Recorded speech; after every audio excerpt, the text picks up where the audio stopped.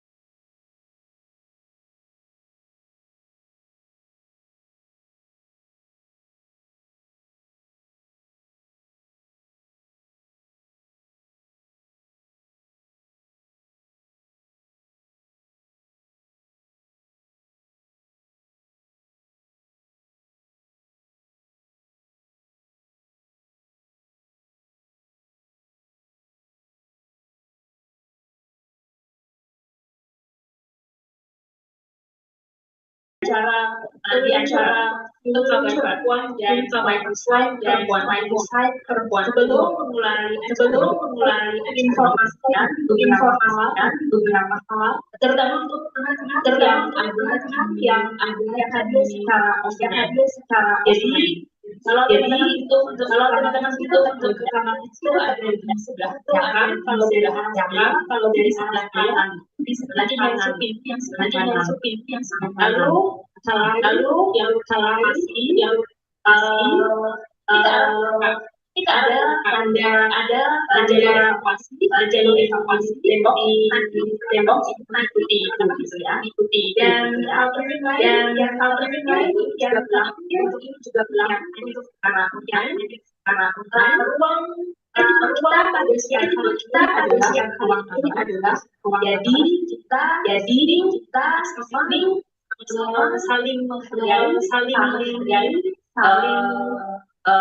menghargai yang menghargai satu sama lain kalau ibaratnya ini di sebelah kanan ya buat kanan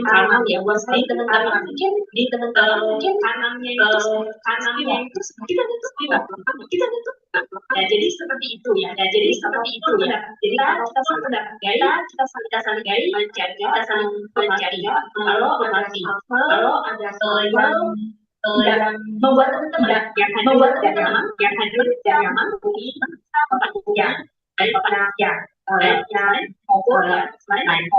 begitu dulu teman-teman penjelasan selanjutnya yang hari ini kita akan menghadiri acara curhat dari perempuan dan microsite atau ini mungkin teman-teman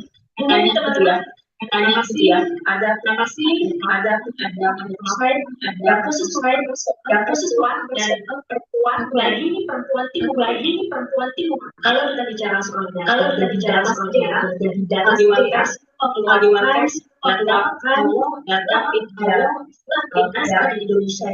di Indonesia itu ada 400.000 dari sebagian besar lokasi di Jawa dan Sumatera dan media begitu juga yang paling begitu terus apalagi kita mesti apa kita punya itu yang mahasiswa perempuan kenapa dengan perempuan seperti apa sih kok media massa yang membahas isu seperti apa isu perempuan dirasakan sekarang dengan media sehingga maka selalu yang oleh media itu untuk merasa meluncurkan khusus mengangkat perempuan khususnya perempuan. Kita akan mencari jawabannya di acara ini dan sebagai memanggil komite redaksi yang akan bersambutan yang sini duduk aja, oke. Halo teman-teman semua, kawan-kawan semua, ada yang di online, siang waktu bisa tidur, waktu bisa tidur, selamat semua. Jadi terima kasih sudah hadir di acara bersama koordinator yang ada Masuk yang ini merupakan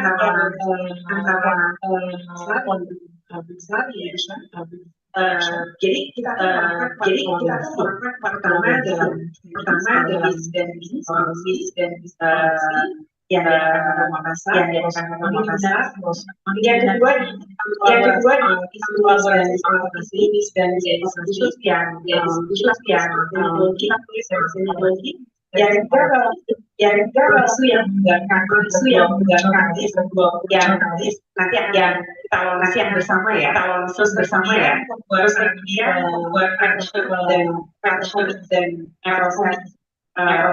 buat dan Timur dan kabar Lampung. Nah, ada sejumlah peristiwa yang membuat nanti Mak Haji buat kita bertemuan untuk sekarang saya menjawab karena buat yang pertama kita menunjukkan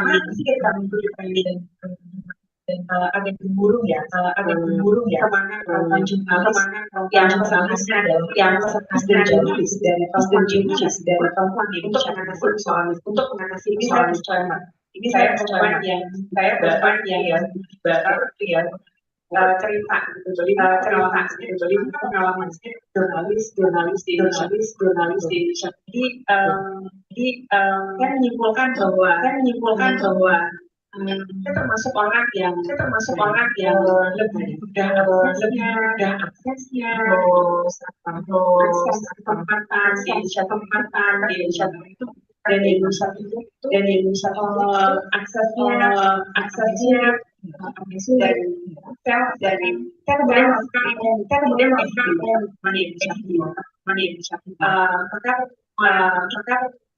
yang lalu itu meluaskan buat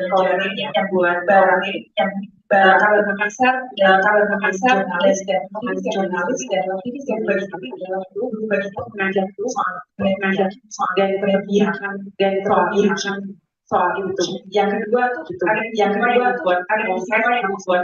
saya bertemu Kak Angela ini adalah jurnalis yang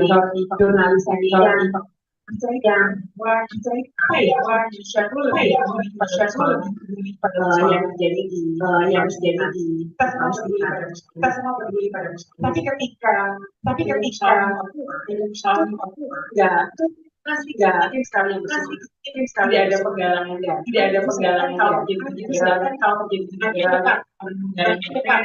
dari nanti dia menjadi di Papua Indonesia tidak dari situ tuh saya merasa dosa saya di Indonesia Barat, yang harusnya kami bisa terus dan kami tulis untuk sasaran itu, maka sasaran itu jadi motonya adalah pengingat bahwa Indonesia juga Barat, tapi juga itu aja nih Kak. Terima kasih banyak bicaranya tentang yang tidak sendiri tetapi guru tetapi dukungan dari perempuan dari perempuan. Terima kasih sangat ya. Baik, terima kasih banyak. Menarik tadi ya,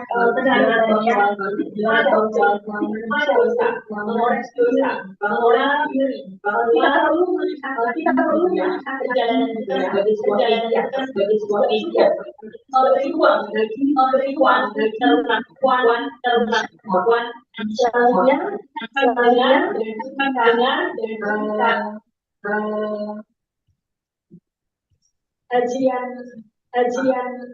Pak Keciana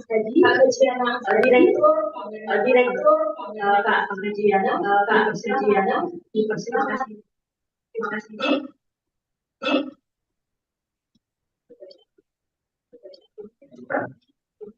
Halo Pak, sudah online.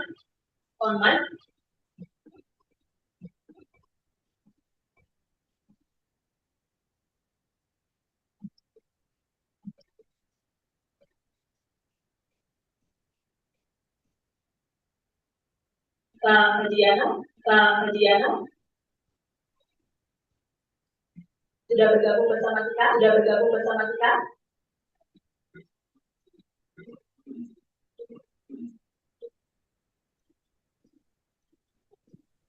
Kak Azri masih di mute ya? Iya Kak, masih. Mohon maaf ya Kak, soalnya suara dari sana terlalu kedengeran. Ya, oke, sudah terdengar.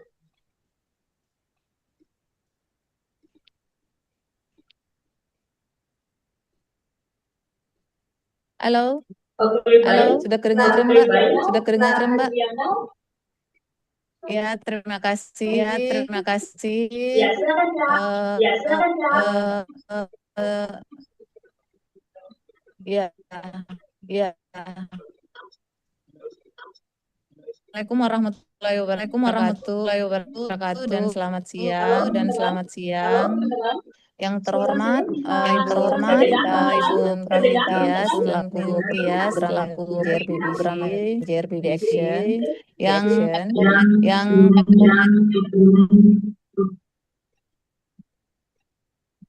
kedengaran.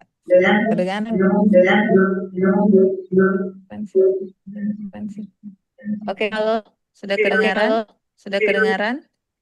Iya, sudah Kak.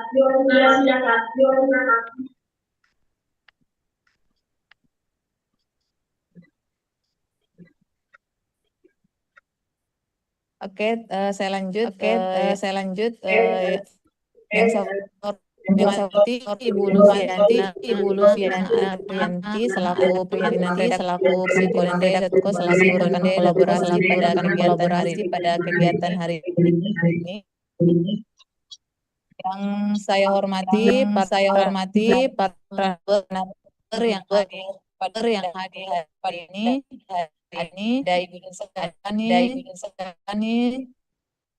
Barwa selaku pimpinan redaksi Maluku.com. Ada Ibu Lim selaku Ibu Mary dan Ibu Ira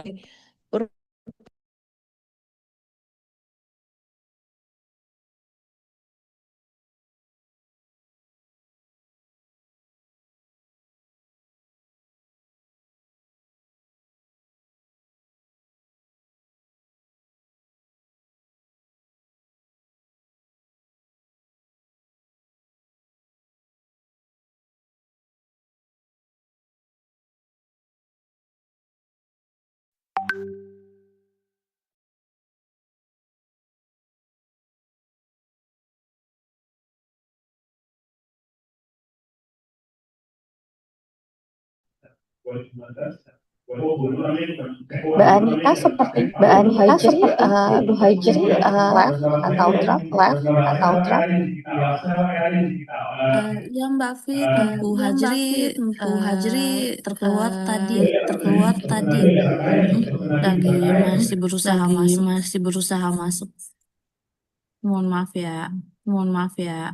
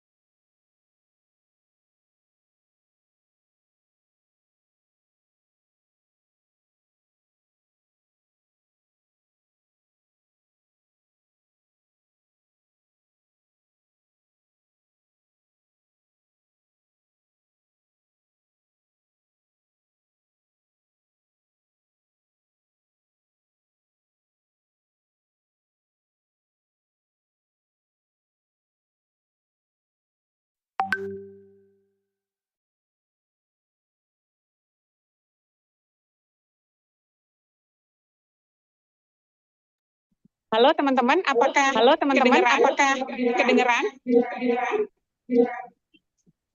Kedengeran kah?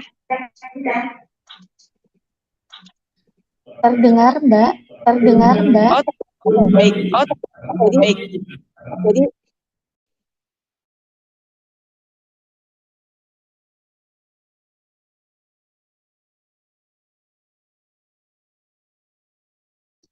Oke, terima kasih teman-teman. Sambil menunggu Anita, silakan Kak Hajri untuk memberikan kata sambutan. Terus nanti ke Mbak Vita. Silakan Kak Hajri.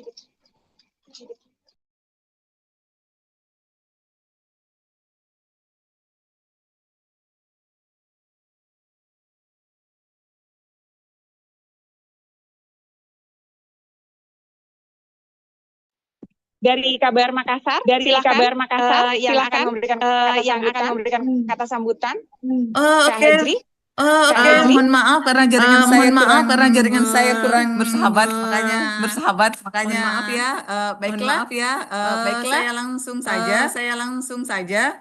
Yang terhormat Ibu Pravita Kusmantia sebagai program manajer Divisi Media Action yang kami hormati, Ibu Livian Arianti selaku pimpinan redaksi kolaborasi pada kegiatan ini. Dan yang saya hormati dan yang saya banggakan itu para narasumber yang sempat hadir pada hari ini. Ada Ibu Insyani Syahbarwati selaku redaksi tarasmaluku.com dan Ibu Aidan Nursanti selaku jurnalis Jubi ID. Yang saya hormati pula ada Ibu Mary Kolimun sebagai Ketua Pengurus Jaringan Perempuan Indonesia Timur, Alia Yofira selaku serta seluruh tamu undangan dan peserta yang hadir luring maupun daring pada hari ini. Izinkan saya menyampaikan Allah Subhanahu wa taala karena pada hari ini kita bisa berkumpul dalam momen yang sangat penting ini yaitu peluncuran platform dan mikrosite perempuan Timur. Saya mengucapkan terima kasih kepada sebesar-besarnya kepada BBC Media Action atas dukungan dan kepercayaan sampai hari ini yang konsisten pada PIMHI proyek ini yang telah berjalan selama setahun. Dan kegiatan ini merupakan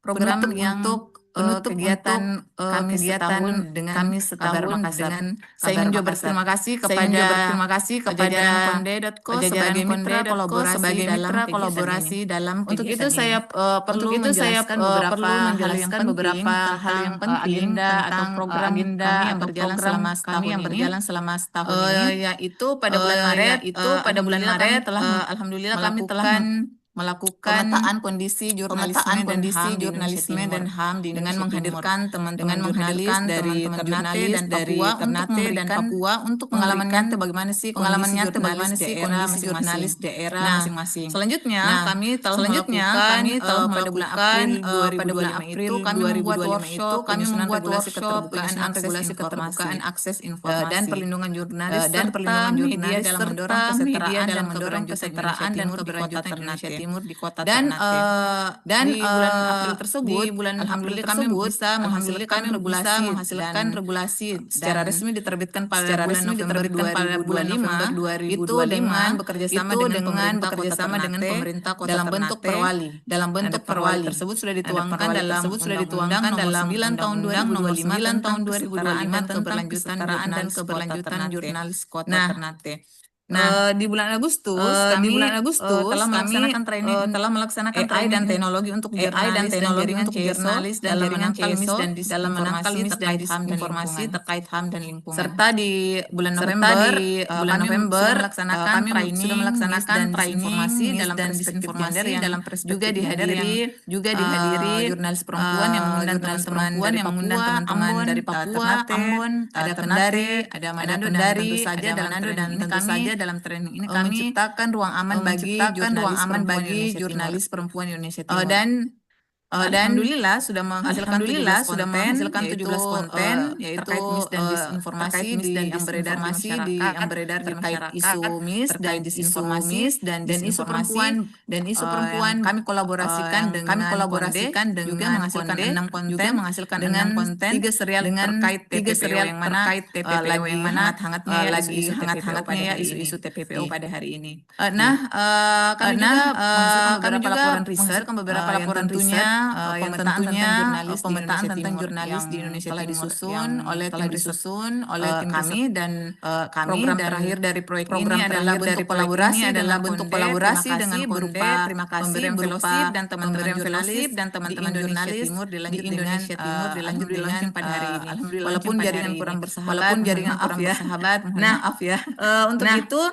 Untuk itu kami dari pihak Kabar Makassar sebagai bentuk kolaborasi dengan pihak BBC kami bukan hanya dukungan programatik tapi ini adalah sebuah upaya bersama mempunyai harapan yang pertama kami berharap dapat memperkuat jurnalisme gender dan itu juga mendorong ekosistem informasi yang lebih bertanggung jawab serta dapat menguatkan kapasitas dan keamanan khususnya perempuan bagaimana jurnalis tersebut berbagi atas pengalaman terutama dari Indonesia Timur yang mendapat ruang yang lebih layak dan setara kapasitas atau percakapan publik pada hari ini.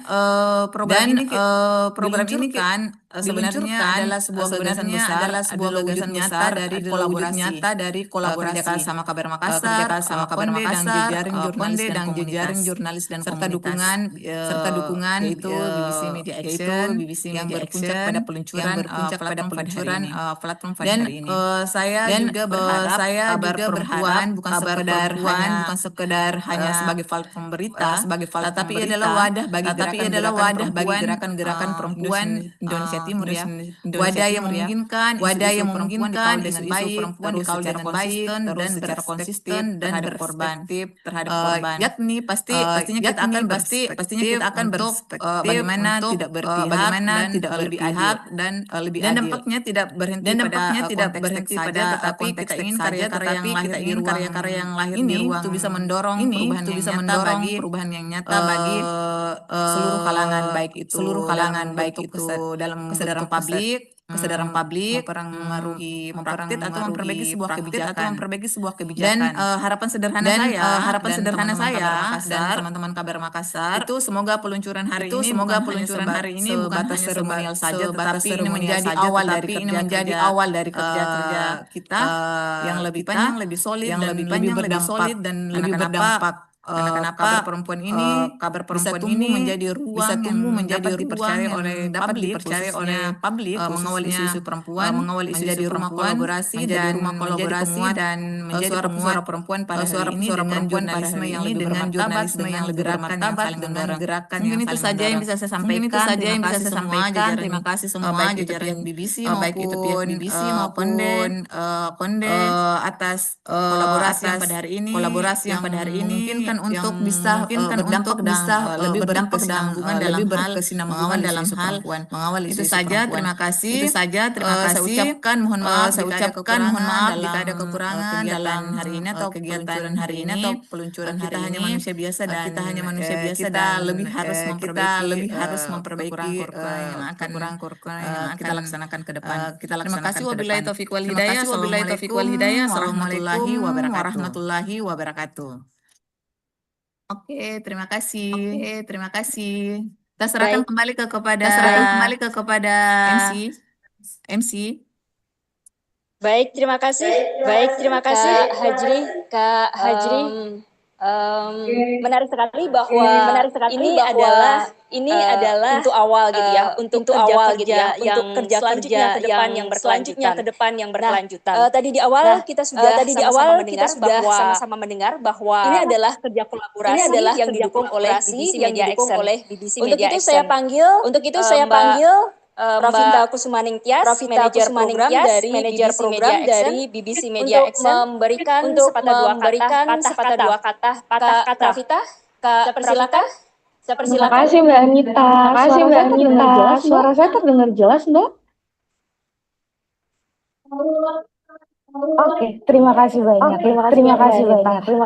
Pertama-tama saya ingin mengucapkan selamat teman-teman di Jakarta maupun di kota-kota lain. Maaf saya tidak bisa bergabung secara langsung karena bertepatan kami yang lain di Jogja. Terima kasih banyak Bu Hajri dan tadi ada Mbak Lucia. Luar biasa sekali ini kolaborasi dari Makassar dan benar-benar saya pribadi melihat bagaimana komunitas perempuan dalam media terutama di satu dan itu bisa bersatu dan sesuatu yang lain.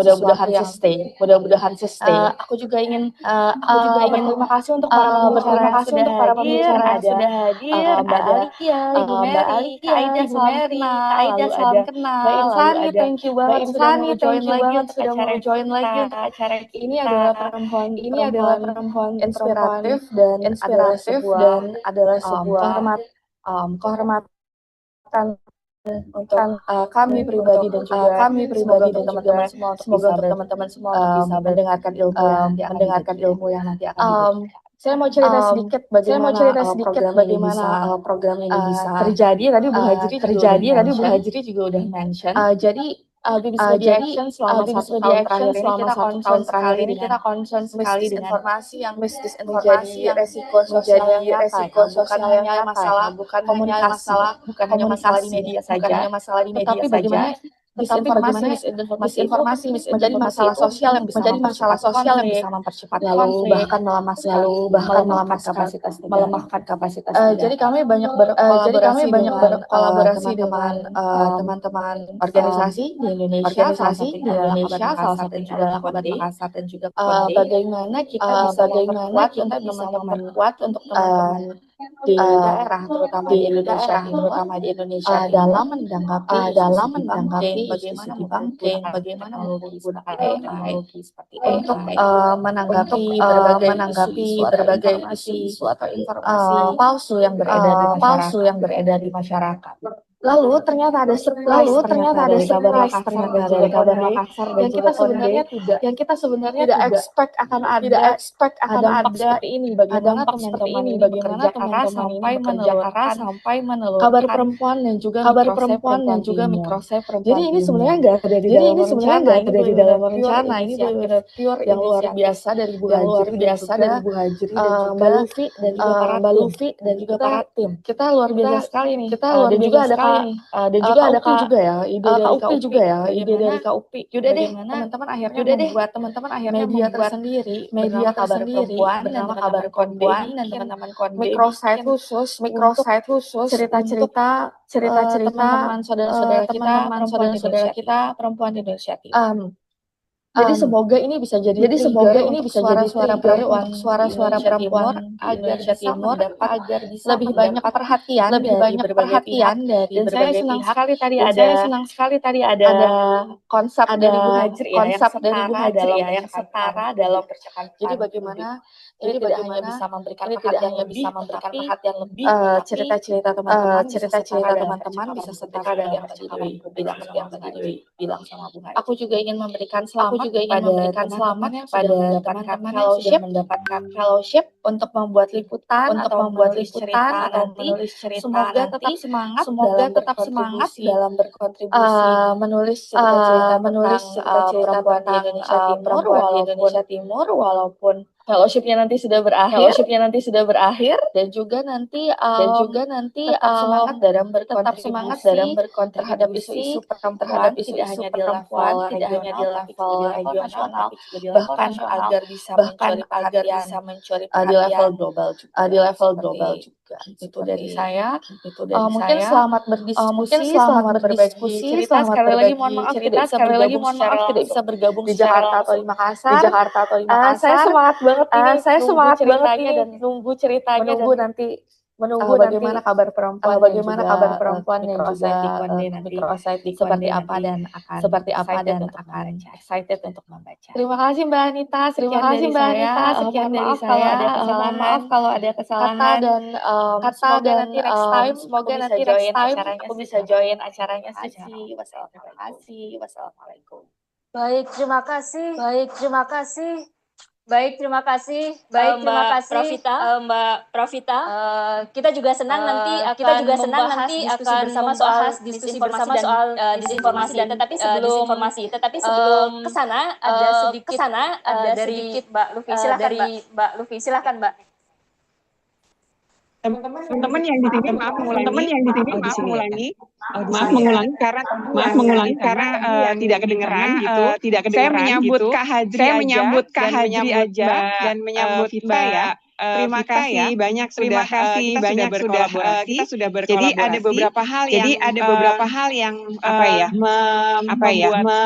membuat teman-teman Konde bergetar lah ya. Apa dalam kolaborasi ini tadi sudah disebutkan. Ketika mengikuti training kami melihat sebagai perempuan Indonesia Barat yang banyak belajar dari banyak belajar dari Indonesia Timur, perempuan Indonesia Makassar dan jurnalis yang waktu itu mengikuti training ya. Jadi kami tuh tergetar karena teman-teman kayaknya hidupnya tidak kami yang ada di barat gitu. Jadi yang ada di barat yang sulit gitu ya.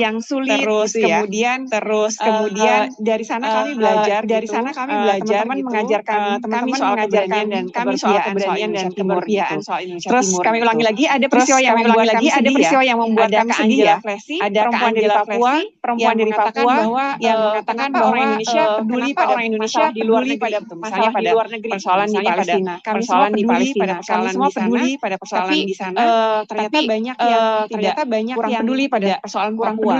Jadi orang tidak mau berdonasi, orang tidak mau bersuara kencang tentang Papua gitu. Nah ini membuat kami merasa bahwa dosa-dosa kami banyak ya. Terus kemudian ini yang harus kami ingat dan jadi moto kami di Microsite adalah bahwa Indonesia tidak hanya tentang Barat tapi juga hanya tentang Barat tapi juga Timur. Terima kasih Mbak Vita, yang ada di sana di online kurang lebih 30 atau 40 orang yang terima kasih banyak dukungannya.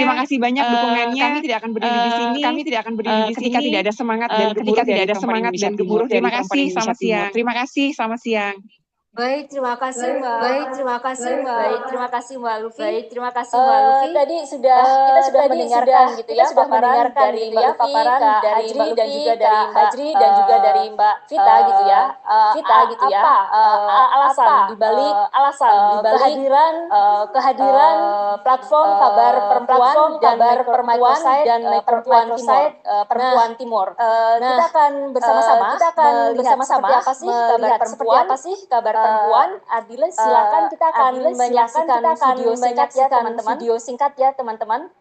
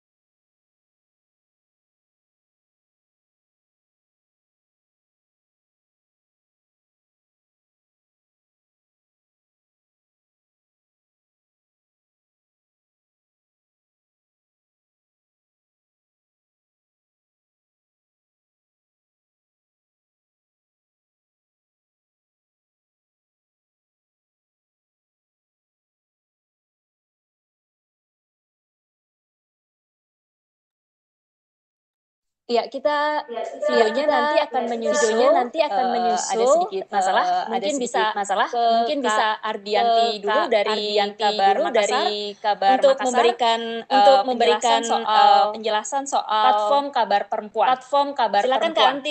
Silakan Kak Anti.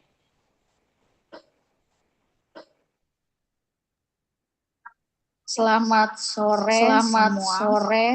Dari Kabar Makassar bakal ditampilkan video dari Mbak Tifa.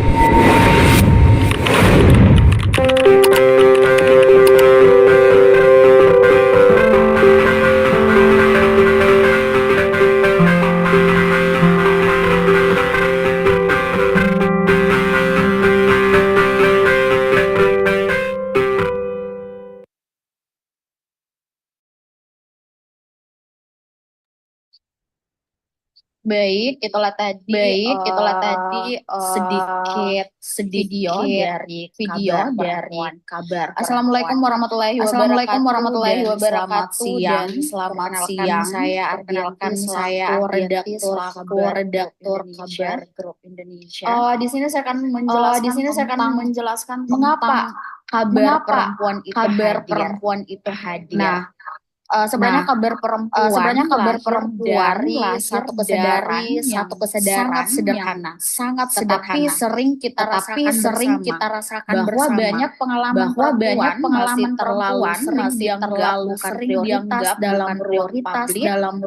Ketika muncul di pemberitaan, ia hadir sebagai peristiwa yang berdiri sendiri tanpa konteks atau sekedar sensasi bahkan stigma. Nah, Padahal, pengalaman perempuan adalah pengalaman sosial yang di dalamnya ada relasi kuasa, dan ada akses layanan, ada kebijakan, dan ada persoalan keamanan. Nah, karena itu kabar perempuan hadir pengalaman tersebut tidak lagi berada. Kami ingin membangun ruang yang konsisten untuk opini dan narasi yang menempatkan perempuan sebagai subjek bukan sekedar objek pemberitaan. Nah, bagi kami jurnalisme bukan hanya tentang apa yang terjadi, tetapi juga tentang siapa yang terdampak, bagaimana dampaknya dalam sehari-hari, dan siapa yang selama ini jarang bicara atas nama dirinya sendiri. Kabar perempuan adalah kanal yang kami bangun sebagai jurnalisme yang berperspektif gender, keadilan, dan martabat manusia. Di sini kami berupaya menjaga kerja editorial yang bertanggung jawab, mengutamakan verifikasi dan etika, terutama saat mengangkat isu-isu sensitif dan menyangkut keselamatan. Nah, di sini kami juga menegaskan sejak awal bahwa kabar perempuan bukan konten dalam pengertian sempit, ini bukan ruang yang hanya membahas sering ditempelkan pada perempuan kabar perempuan justru ingin menghadirkan cara yang lebih utuh, bahwa ketika kita berbicara kesehatan, pendidikan, ekonomi, kebijakan publik, bencana konflik, hingga perempuan selalu ada di dalamnya. Hanya saja seringkali suaranya tidak terdengar atau ceritanya tidak lengkap. Ada satu komitmen yang ingin kami dengan jelas bahwa kabar perempuan kuat pada narasi dan pengalaman perempuan di Indonesia Timur. Di sini Indonesia Timur adalah wilayah yang kerap dipandang dari sederhanakan atau hanya hadir dalam ada peristiwa besar. Padahal pengalaman perempuan di Indonesia Timur bukan catatan cerita pusat, yang kaya akan kompleks dan sosial budaya yang perlu dipahami secara adil. Karena itu kami ingin memperluas cerita yang selama ini jarang diberi panggung dan menempatkan sebagai bagian penting dari percakapan publik. Selain itu, kami juga melihat tantangan yang dihadapi jurnalis perempuan, keterbatasan dukungan redaksi serta kerja di lapangan maupun di ruang digital. Kabar perempuan ikut memperkuat ekosistem kerja yang lebih aman dan lebih setara. Teman-teman sekalian, jurnalistik yang tidak bisa dilakukan dengan cara terburu-buru, apalagi dengan kacamata sensasional. Karena itu kami memegang beberapa nilai penting, yaitu tentunya verifikasi dan kami ingin isu perempuan diperlakukan sebagai sekedar berita cepat, bukan sekedar ngikutin tren. Penelitian adalah kami terhadap penghormatan kami terhadap orang-orang yang terdampak. Itu tentang etika pada narasumber dan perspektif korban. Kami berupaya memastikan liputan tidak menjadi korban untuk kami mengutamakan keamanan, dan martabat narasumber, serta selalu mempertimbangkan risiko yang mungkin muncul setelah sebuah cerita dipublikasikan. Yang ketiga itu adalah bahasa yang manusiawi dan tidak. Kami sadar bahwa membentuk cara publik memandang korban pelaku. Karena itu kami berusaha menggunakan bahasa yang tidak menghakimi dan tidak menyenderhanakan. Keempat itu konteks dan struktur. Kami tidak ingin berhenti pada peristiwa. Kami ingin menjelaskan apa yang membuatnya berulang. Apakah kebijakan, budaya, ketimpangan ekonomi atau relasi kuasa yang tidak setara. Dengan nilai-nilai ini Dengan nilai-nilai ini, kabar perempuan tidak hanya ingin informasi, tetapi juga membantu publik memahami masalah dengan lebih agar utuh, ada ruang untuk agar ada ruang dan ada ruang empati untuk dan perubahan. ada ruang untuk perubahan. Di bagian ini saya ingin Di bagian menegaskan ini saya ingin menegaskan dengan jelas kabar perempuan bahwa bukan sekedar kabar platform perempuan berita, bukan sekedar dia platform adalah berita, wadah, dia bagi adalah wadah gerakan bagi perempuan yang ada gerakan-gerakan di Indonesia perempuan yang Timur. ada di Indonesia Wadah yang Timur. memungkinkan isu Wadah yang perempuan dikawal memungkinkan dengan isu baik perempuan secara dikawal dengan baik konsisten secara konsisten dan berpihak pada keadilan. dan dapatnya tidak berhenti pada teks. Kita ingin karya-karya yang lahir dari ruang ini bisa adanya didorong, perubahan yang nyata, adanya perubahan yang memperkuat nyata, kesadaran publik, memperbaiki kebijakan dan memperbaiki perlindungan yang lebih baik bagi Artinya perempuan. apa? Artinya Setiap liputan, setiap liputan, setiap narasi yang diterbitkan bukan hanya untuk dibaca. Kita lihat ini Dibaca, bukan hanya untuk dibaca, bukan hanya untuk dibaca, untuk memperluas tetapi pemahaman, untuk memperluas pemahaman, keterlibatan publik, dan pada akhirnya ikut menggeser cara kita merespon isu-isu dari perempuan. sekedar simpati menjadi tindakan dan dari sesaat reaksi, menjadi pengawalan pengawalan yang berkelanjutan. Kedepan kabar perempuan akan menguatkan berbagai bentuk mulai dari berita, mulai dari liputan liputan mendalam, narasi komunitas dan hingga analisis. opini dan Adapun analisis. isu-isu yang Adapun kami isu-isu yang kami dorong antara kekerasan lain, berbasis kekerasan gender. berbasis Ini termasuk gender. kekerasan Ini di termasuk ranah kekerasan domestik, di ranah publik dan domestik, digital. publik dan Ruang digital. aman di sekolah, ruang aman di tempat sekolah, kerja, rumah dan ruang kerja, publik, rumah dan kesehatan ruang publik, perempuan dan kesehatan perempuan dan reproduksi. yang selanjutnya Yang itu kerja dan perawatan, beban dan domestik, ketimpangan beban akses layanan domestik, publik dan akses layanan publik dan perlindungan sosial, ketenaga ekonomi, kerjaan dan ketidakadilan. ketidakadilan.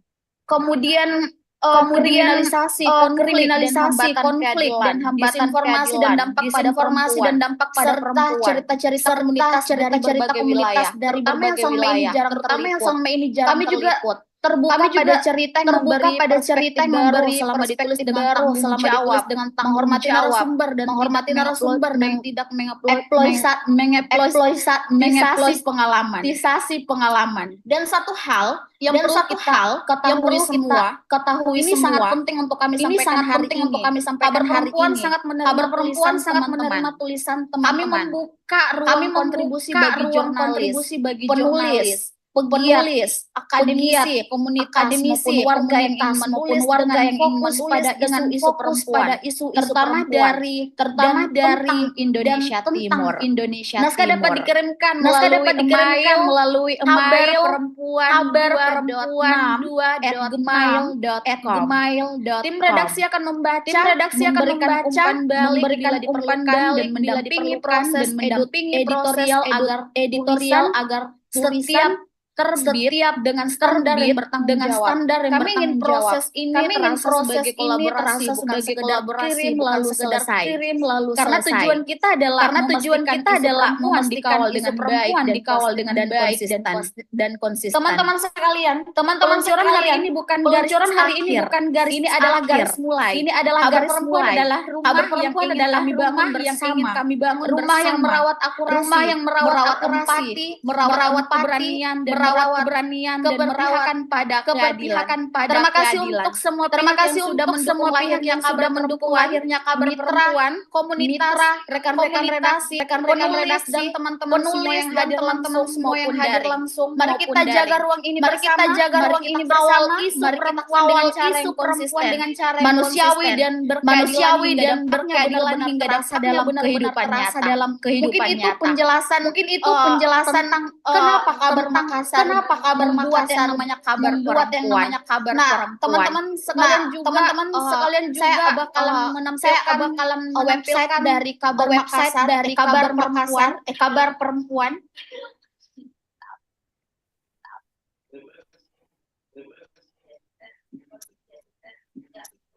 Nah, teman-teman sekalian kabar perempuan yang ini kami sudah isi konten kabar perempuan yang ditulis oleh teman-teman dari yang bekerja sama dengan kabar Makassar dan Konde yang didukung oleh BBC Media Action. Di sini banyak di sini banyak tulisan-tulisan tentang dan perempuan saya sendiri dan selaku mentor dari teman-teman, ada teman-teman kemarin ada yang saya mentoring tulisan teman-teman dari sekalian dan teman-teman sekalian dan menurut saya ini wadah yang sangat luar biasa wadah buat yang sangat teman-teman luar biasa perempuan buat yang pengen teman-teman menulis. perempuan yang pengen Mungkin menulis. itu Mungkin saja itu saja dari saya. Terima kasih semua. Terima kasih semua. Ardianti Undur diri. pamit. Assalamualaikum Undur diri. warahmatullahi Assalamualaikum wabarakatuh. warahmatullahi wabarakatuh. Waalaikumsalam. Waalaikumsalam. Baik, terima kasih Kak Anti, redaktur pelaksana Kabar Makassar. Kita tadi sudah mendengar paparan panjang sekali ya dari prinsip dan bagaimana kabar perempuan ini di proses liputan dan di lapangan sampai di meja redaksi. Kita akan bergeser ke suara perempuan Timor. Kita akan menyaksikan video singkat dulu. Silahkan Ardiles.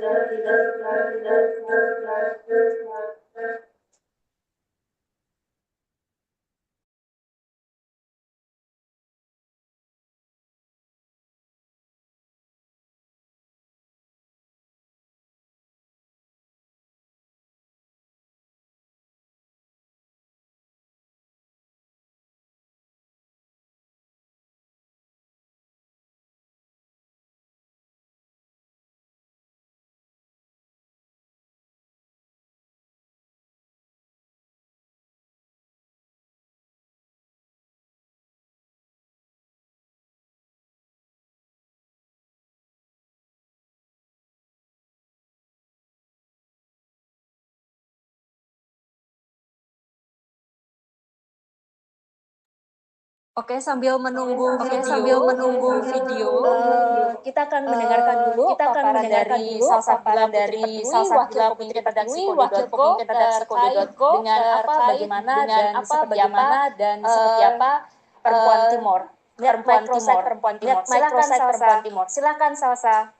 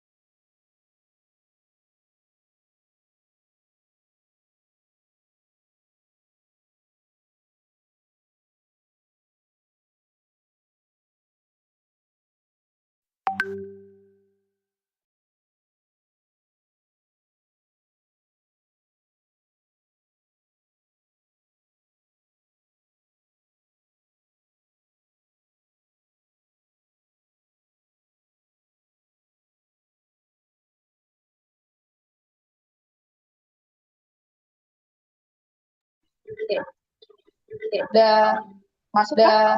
Masuk kah? Udah masuk kah? Udah masuk kah? Coba cek. Udah masuk? Udah masuk? Sudah kakak. Ya, baik. Ini mungkin perkenalan lagi ya.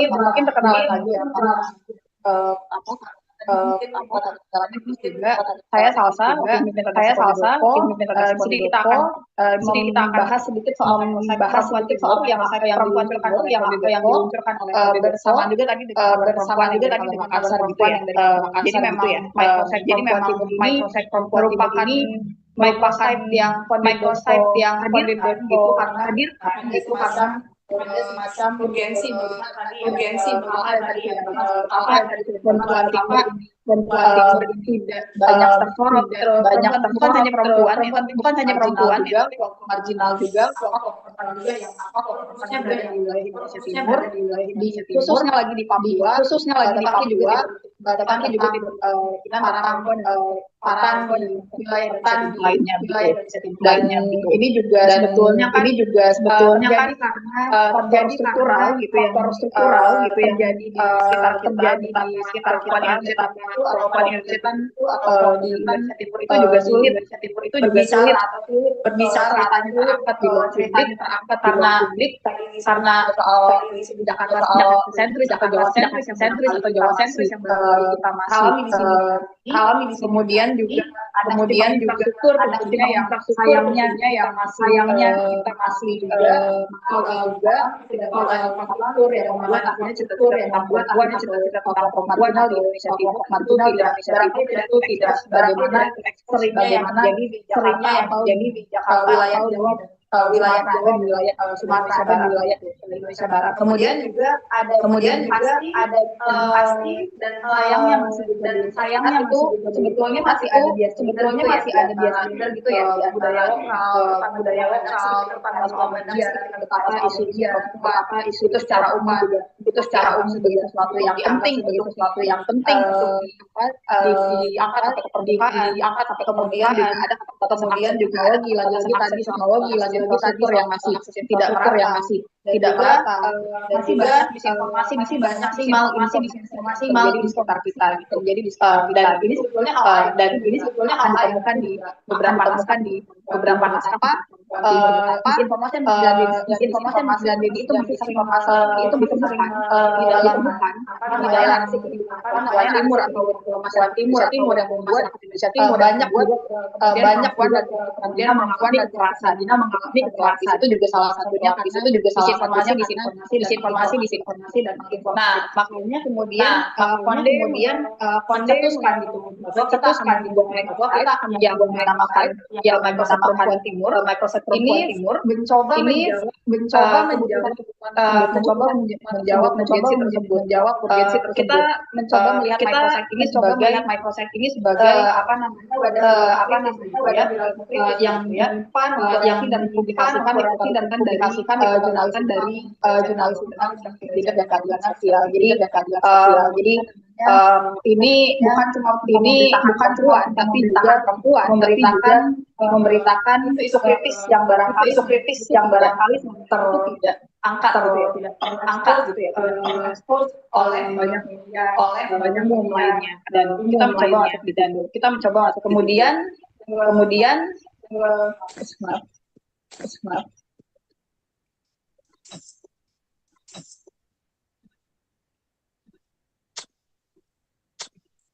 kemudian ini apa namanya kita juga berusaha mengutamakan perempuan yang selama ini bawa ke pinggiran lebih lebih menjelaskan orang karena isu perempuan juga penting, apalagi ke timur itu perempuan Papua itu wilayah PS dan kali di wilayah PS timur daerah timur.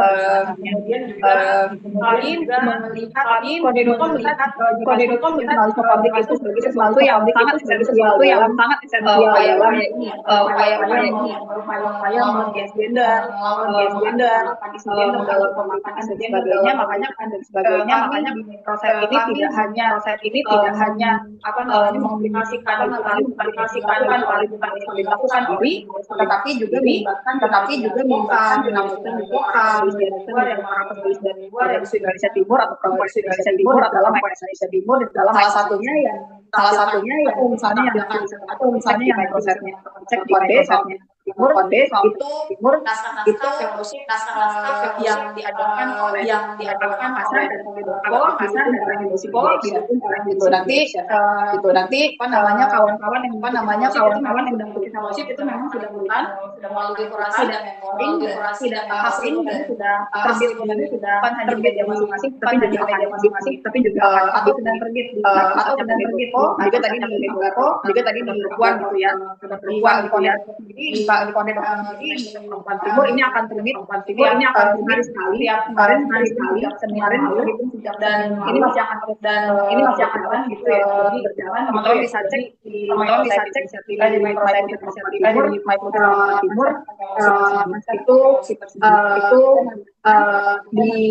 kalau website Kominfo itu bisa website Kominfo dan itu bisa sama itu ada dan bagian tengah itu ada kayak timur atau bisa kawan-kawan klik mungkin itu dari kami dan satu lagi ini juga menjadi permanen ya gitu dan permanen ya bisa menantikan sebutnya perempuan timur ya kan perempuan timur bukan hanya dari fellowship bukan hanya dari Alskonde tetapi juga dari penulis lainnya yang kontribusi dalam pembangunan dan namanya kami juga membuka ruang yang Indonesia Timur mereka dan berbagi cerita mereka dan istiqomah yang bisa diperdengarkan di mungkin itu saja dari saya. Terima kasih banyak selama mengecek teman timur. Baik, terima kasih. Kita akan menyaksikan video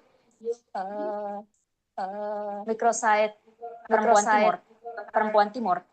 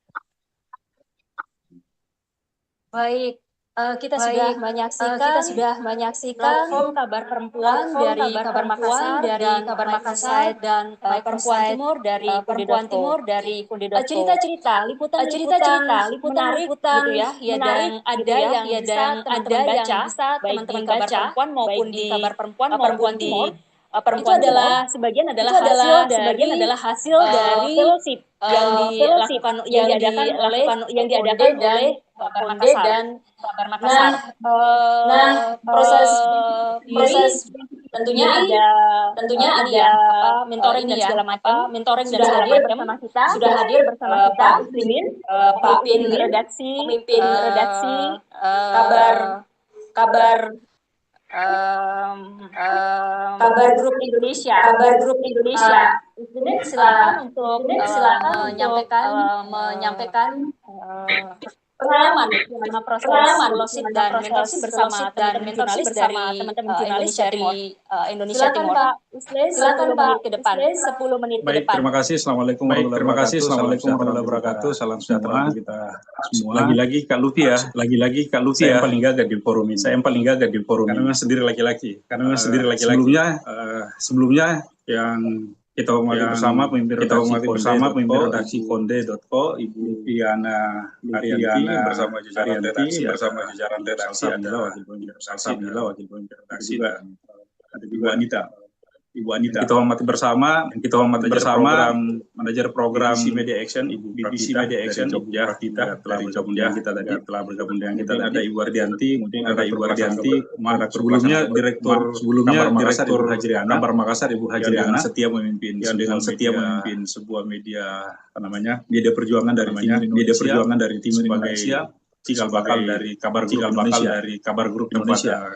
Saat ini kita sama-sama bekerja untuk berjuang dalam rangka bagaimana mengangkat dan bagaimana mengangkat perempuan merawat perempuan melalui perjuangan dari Liputan Bersama yang menghasilkan kemudian dipaparkan di kabarperempuan.com soal kabarperempuan.com yang kita hormati bersama sahabat lama saya ini dari Ibu Insani Teras Maluku, pemimpin redaksi Maluku, sebentar lagi juga akan menjadi dokter. Nah, kita doakan mudah-mudahan ikhtiarnya itu dimudahkan.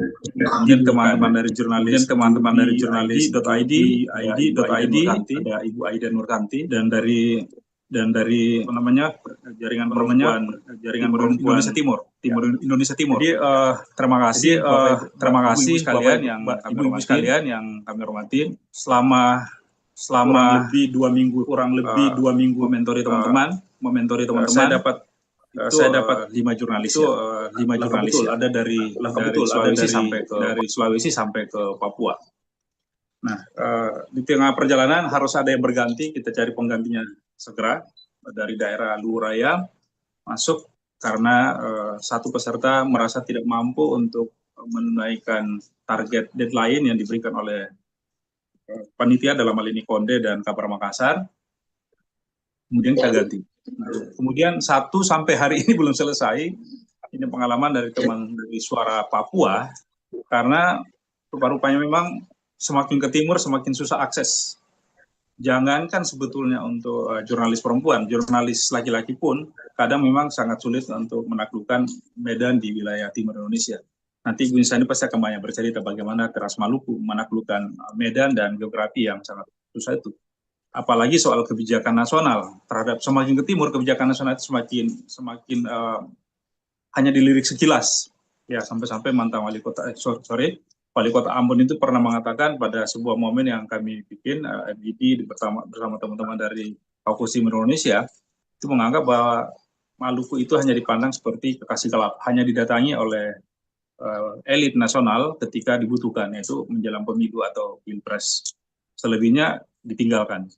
Nah, inilah kemudian sebagai salah satu gambaran betapa tugas dan tantangan teman-teman jurnalis perempuan di timur Indonesia itu memang seperti yang disampaikan Ibu Lutfi di awal tadi, itu tidak semudah yang dibayangkan atau semudah yang kita rasakan di belahan barat Indonesia, khususnya di ibu kota negara, di Jakarta.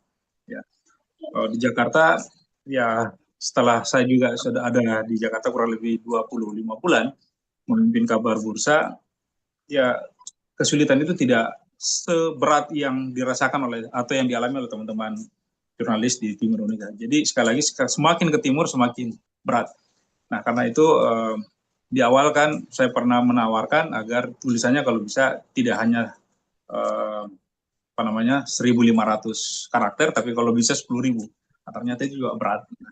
Karena sampai saat ini yaitu ada satu jurnalis peserta fellowship kita yang belum menyelesaikan, tapi mudah-mudahan dia bisa menyelesaikan, dan kalaupun tidak mampu menaklukkan deadline yang disiapkan atau yang ditargetkan oleh Konde, itu paling tidak bisa diakomodir di kabarperempuan.com ini yang baru dijelaskan secara detail oleh Ibu Ardianti tadi. Nah, kemudian selain itu ada juga peserta khususnya yang saya mentoring, ibu-ibu sekalian, yang harus perang urat saraf dengan pemimpin redaksinya sendiri, dan bahkan sampai hari ini pemimpin redaksinya tidak berani dan tidak bersedia untuk memuat liputan hasil kerjasama BBC, Kabar Makassar, dan Konde. Nah, sampai kemudian harus meminta tolong kepada media yang lain untuk bisa dimuat. Nah, ini adalah salah satu tantangan. Jadi tantangannya sekali lagi bukan hanya menghadapi pihak luar, tapi di internal newsroom sendiri pun banyak tantangan yang dihadapi oleh teman-teman jurnalis perempuan di timur Indonesia.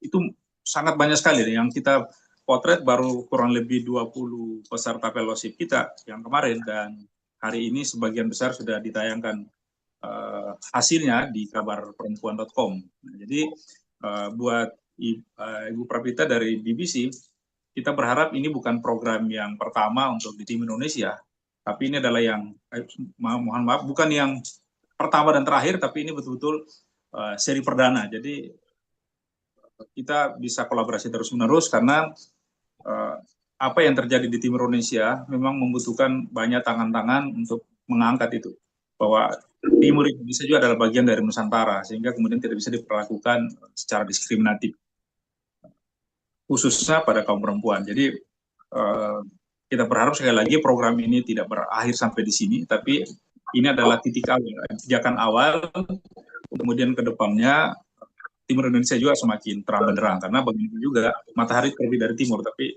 kalau sumber matahari terbit itu kemudian diabaikan kan jadinya tidak fair gitu ya.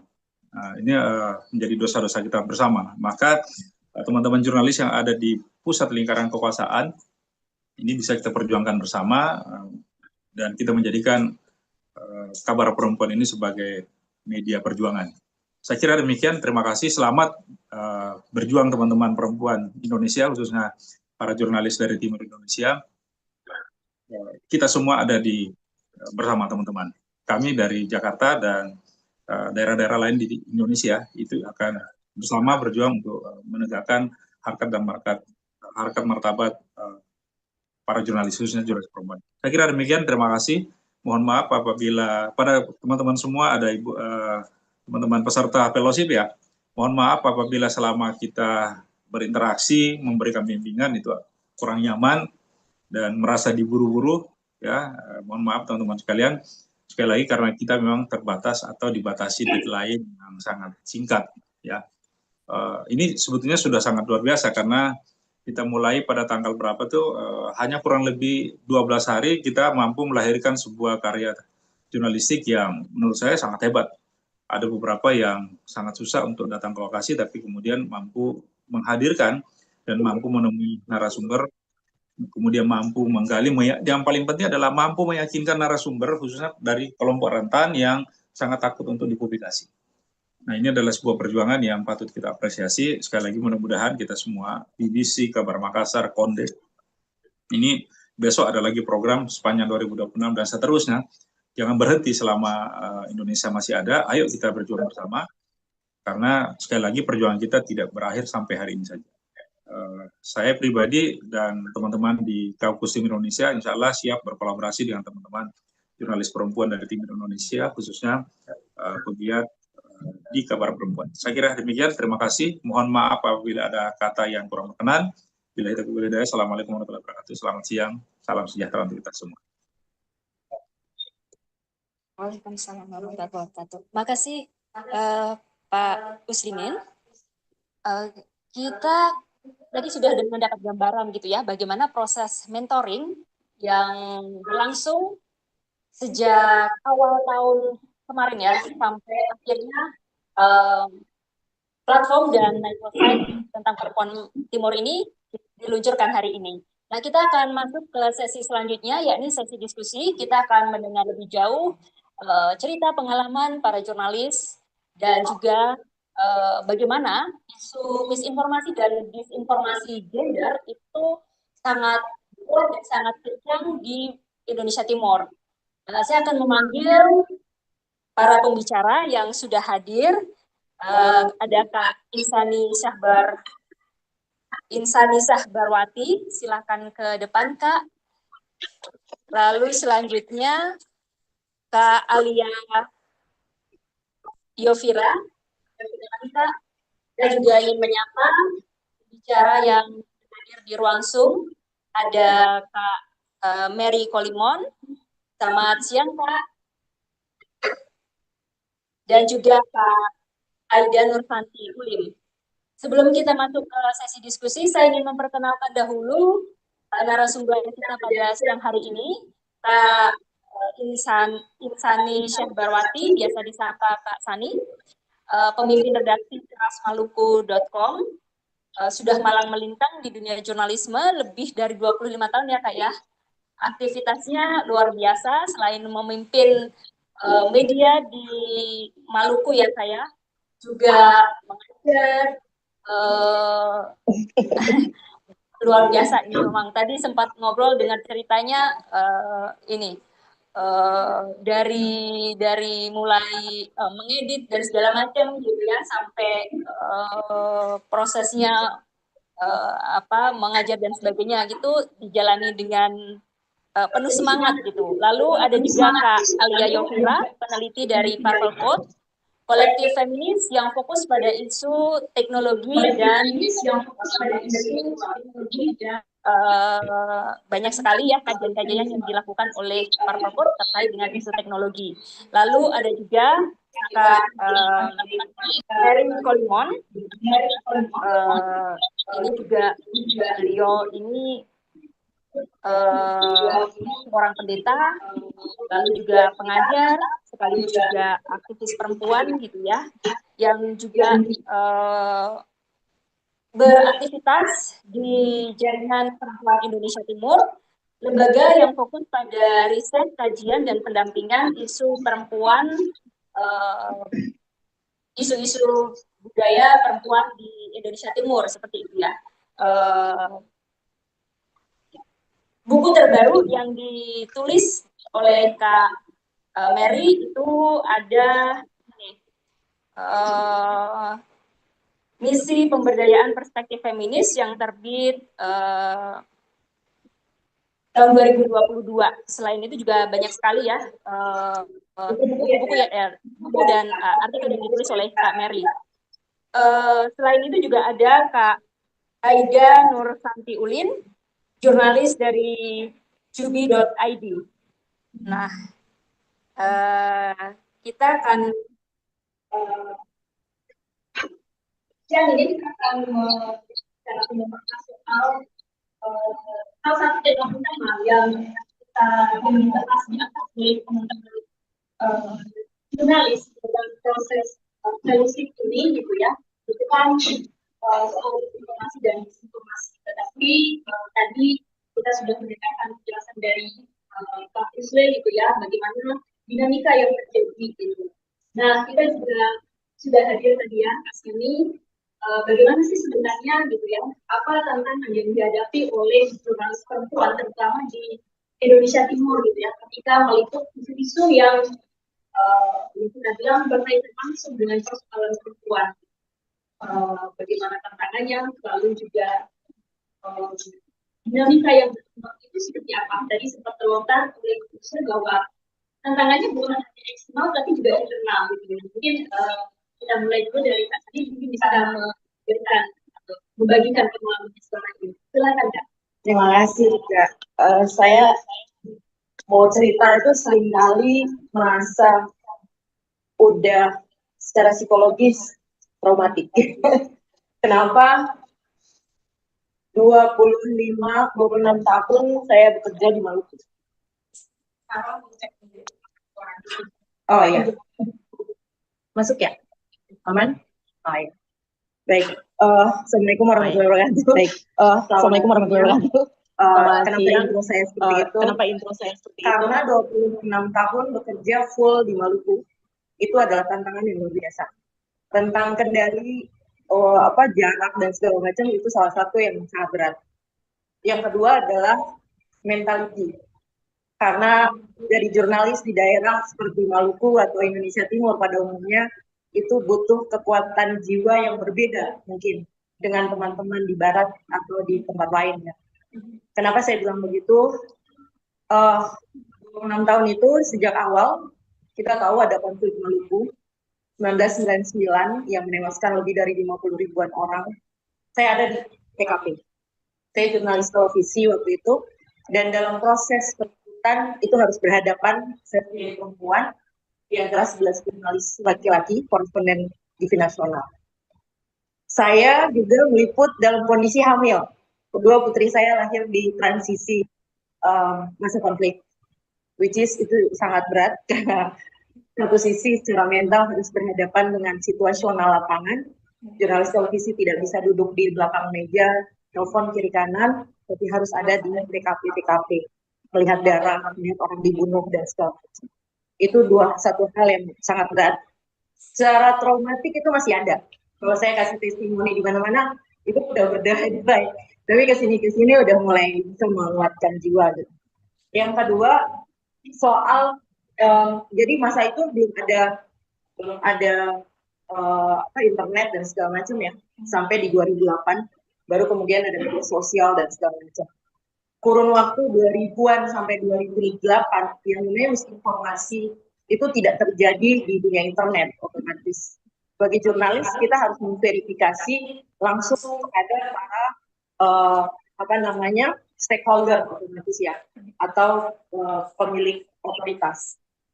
Itu cukup berat karena harus pergi ke mereka masing-masing mengklarifikasi situasional yang terjadi dari masa kurun waktu itu.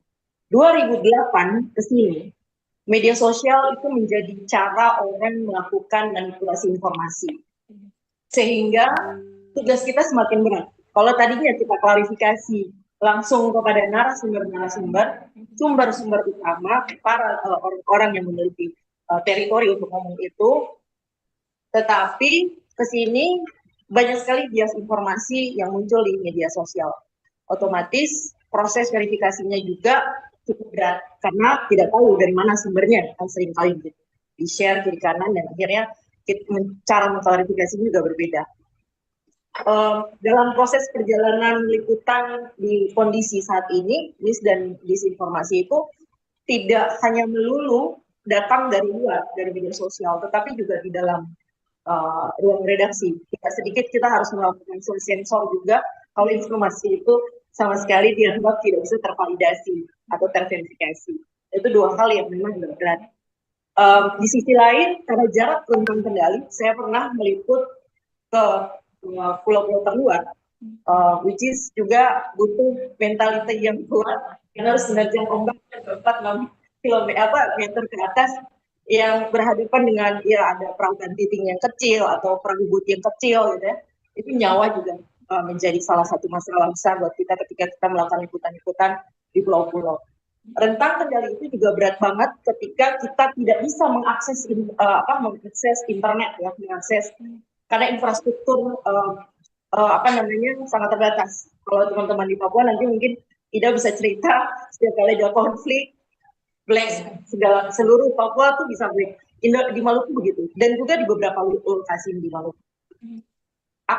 Akses internet itu adalah hal yang paling urgent, apalagi untuk koresponden nasional misalnya seperti saya harus meliput untuk RCTI atau MNC Media itu berat sekali gitu. Nah, karena kita tidak hanya delay informasi yang hari ini terjadi peristiwa hari ini kita baru bisa kirim tayang besok misalnya udah ada lagi peristiwa baru gitu. Nah, itu seperti bola salju gitu ya. Semakin banyak dan numpuk gitu. Mengklarifikasi mana tinggal mana gitu. Nah, itu jadi pertanyaan persoalan besar bagi kami. Kenapa ya akhirnya kita hanya tinggal di warnet berhari-hari atau pergi ke misalnya di pulau-pulau terluar ada sekolah-sekolah yang punya jaringan internet misalnya kerjasama dengan Bakti misalnya itu baru kita bisa akses gitu. Itu pun minta-minta wifi-nya dari mereka yang punya akses itu. Kalau enggak ya sulit gitu melakukannya. Liputan pulau seperti ini juga berat di informasi yang udah kita tayangin ternyata tidak demikian gitu karena sudah ada klarifikasi misalnya ada hal baru yang harus. Jadi sangat bias. Itu soal yang memang bagi kami jurnalis di daerah itu berat banget ya karena memang proses verifikasi tidak berhenti harus terus-menerus. Kalau tidak masyarakat bisa terprovokasi dan itu berbahaya gitu bagi nyawa kami juga gitu. Tidak zaman konflik dulu malah ada teman yang orang sudah bisa naruh karang di leher gara-gara liputannya tidak sesuai dengan apa yang ada. Hal-hal semacam itu.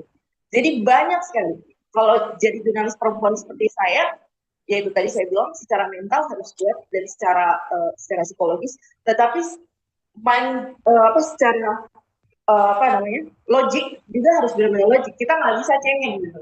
Di lapangan nggak bisa cengeng. Teman-teman di daerah lain mungkin kondisi lapangan yang berat dan segala macam dengan jalan yang sulit dilewati atau dengan ombak setinggi 4-5 meter itu dengan sangat gitu. Kita harus bisa tax untuk menghadapi situasi alam kita sendiri gitu. Nah itu beberapa hal yang memang berat banget buat jurnalis di daerah. Jalan kaki, naik motor yang jaraknya tempuhnya jauh. Benar-benar struggle buat kita sebagai jurnalis lapangan. Di sisi lain, kita kekurangan informasi. Misalnya kita nggak bisa dapat informasi valid dari sementara Jakarta menuntut atau media kita menuntut untuk harus segera tayang misalnya. Sementara berita itu tidak bisa terverifikasi. Bagaimana caranya? Gitu. Nah, apakah kita menyampaikan informasi apa adanya seperti yang kita dapatkan? Tidak bisa juga. Gitu. Nah, delay semacam ini juga bermasalah bagi kita di daerah. Kenapa? Selalu tidak bisa up to date. Tidak bisa menyampaikan informasi sesuai tepat waktu. Maka yang harus kita lakukan adalah mengelaborasi semua informasi itu dalam sebuah berita komprehensif yang panjang, yang deep gitu ya. Dengan cara-cara seperti itu kita bisa menceritakan atau menjelaskan kepada publik sebenarnya masalahnya apa yang terjadi. Karena kita nggak bisa strike news di satu sisi situasinya nggak mungkin untuk melakukan verifikasi. Itu beberapa hal. Kalau saya masih punya waktu, saya juga akan cerita tentang apa ya, stigma sebagai jurnalis perempuan di daerah itu. Kalau dari yang saya kebetulan juga program manajer LBHPS yang kita melakukan riset tahunan ya. Isinya adalah satu, secara etika kita kesulitan juga mengajak teman-teman jurnalis perempuan untuk misalnya properly dress gitu ya, supaya tidak di-underestimate oleh narasumber misalnya. Atau bahkan sebagian teman-teman jurnalis juga curhat ke saya sering digoda misalnya narasumber segala macam. Itu juga sisi lain masalah kami di daerah, karena ya itu tadi tidak ada secara safety, kita tidak ada ruang aman untuk kita bisa sharing masalah-masalah seperti ini yang memang secara psikologis bisa mengganggu kita juga. Di sisi lain juga ada masalah lain adalah bahwa jurnalis itu bisa jurnalis perempuan ya dalam tanda petik bisa dipakai gitu. Nah itu disodorkan. Ini saya bicara terbuka aja di sini. Itu masalah yang sering kita warning juga, karena ada banyak orang kemudian menganggap jurnalis dia bisa pergi kemana aja, gampangan lah gitu ya, untuk bisa dipakai dan segala macam oleh narasumber. Itu juga masalah besar di daerah. Itu terungkap gitu ya dalam berbagai diskusi-diskusi kita, masalah-masalah seperti itu muncul. Ada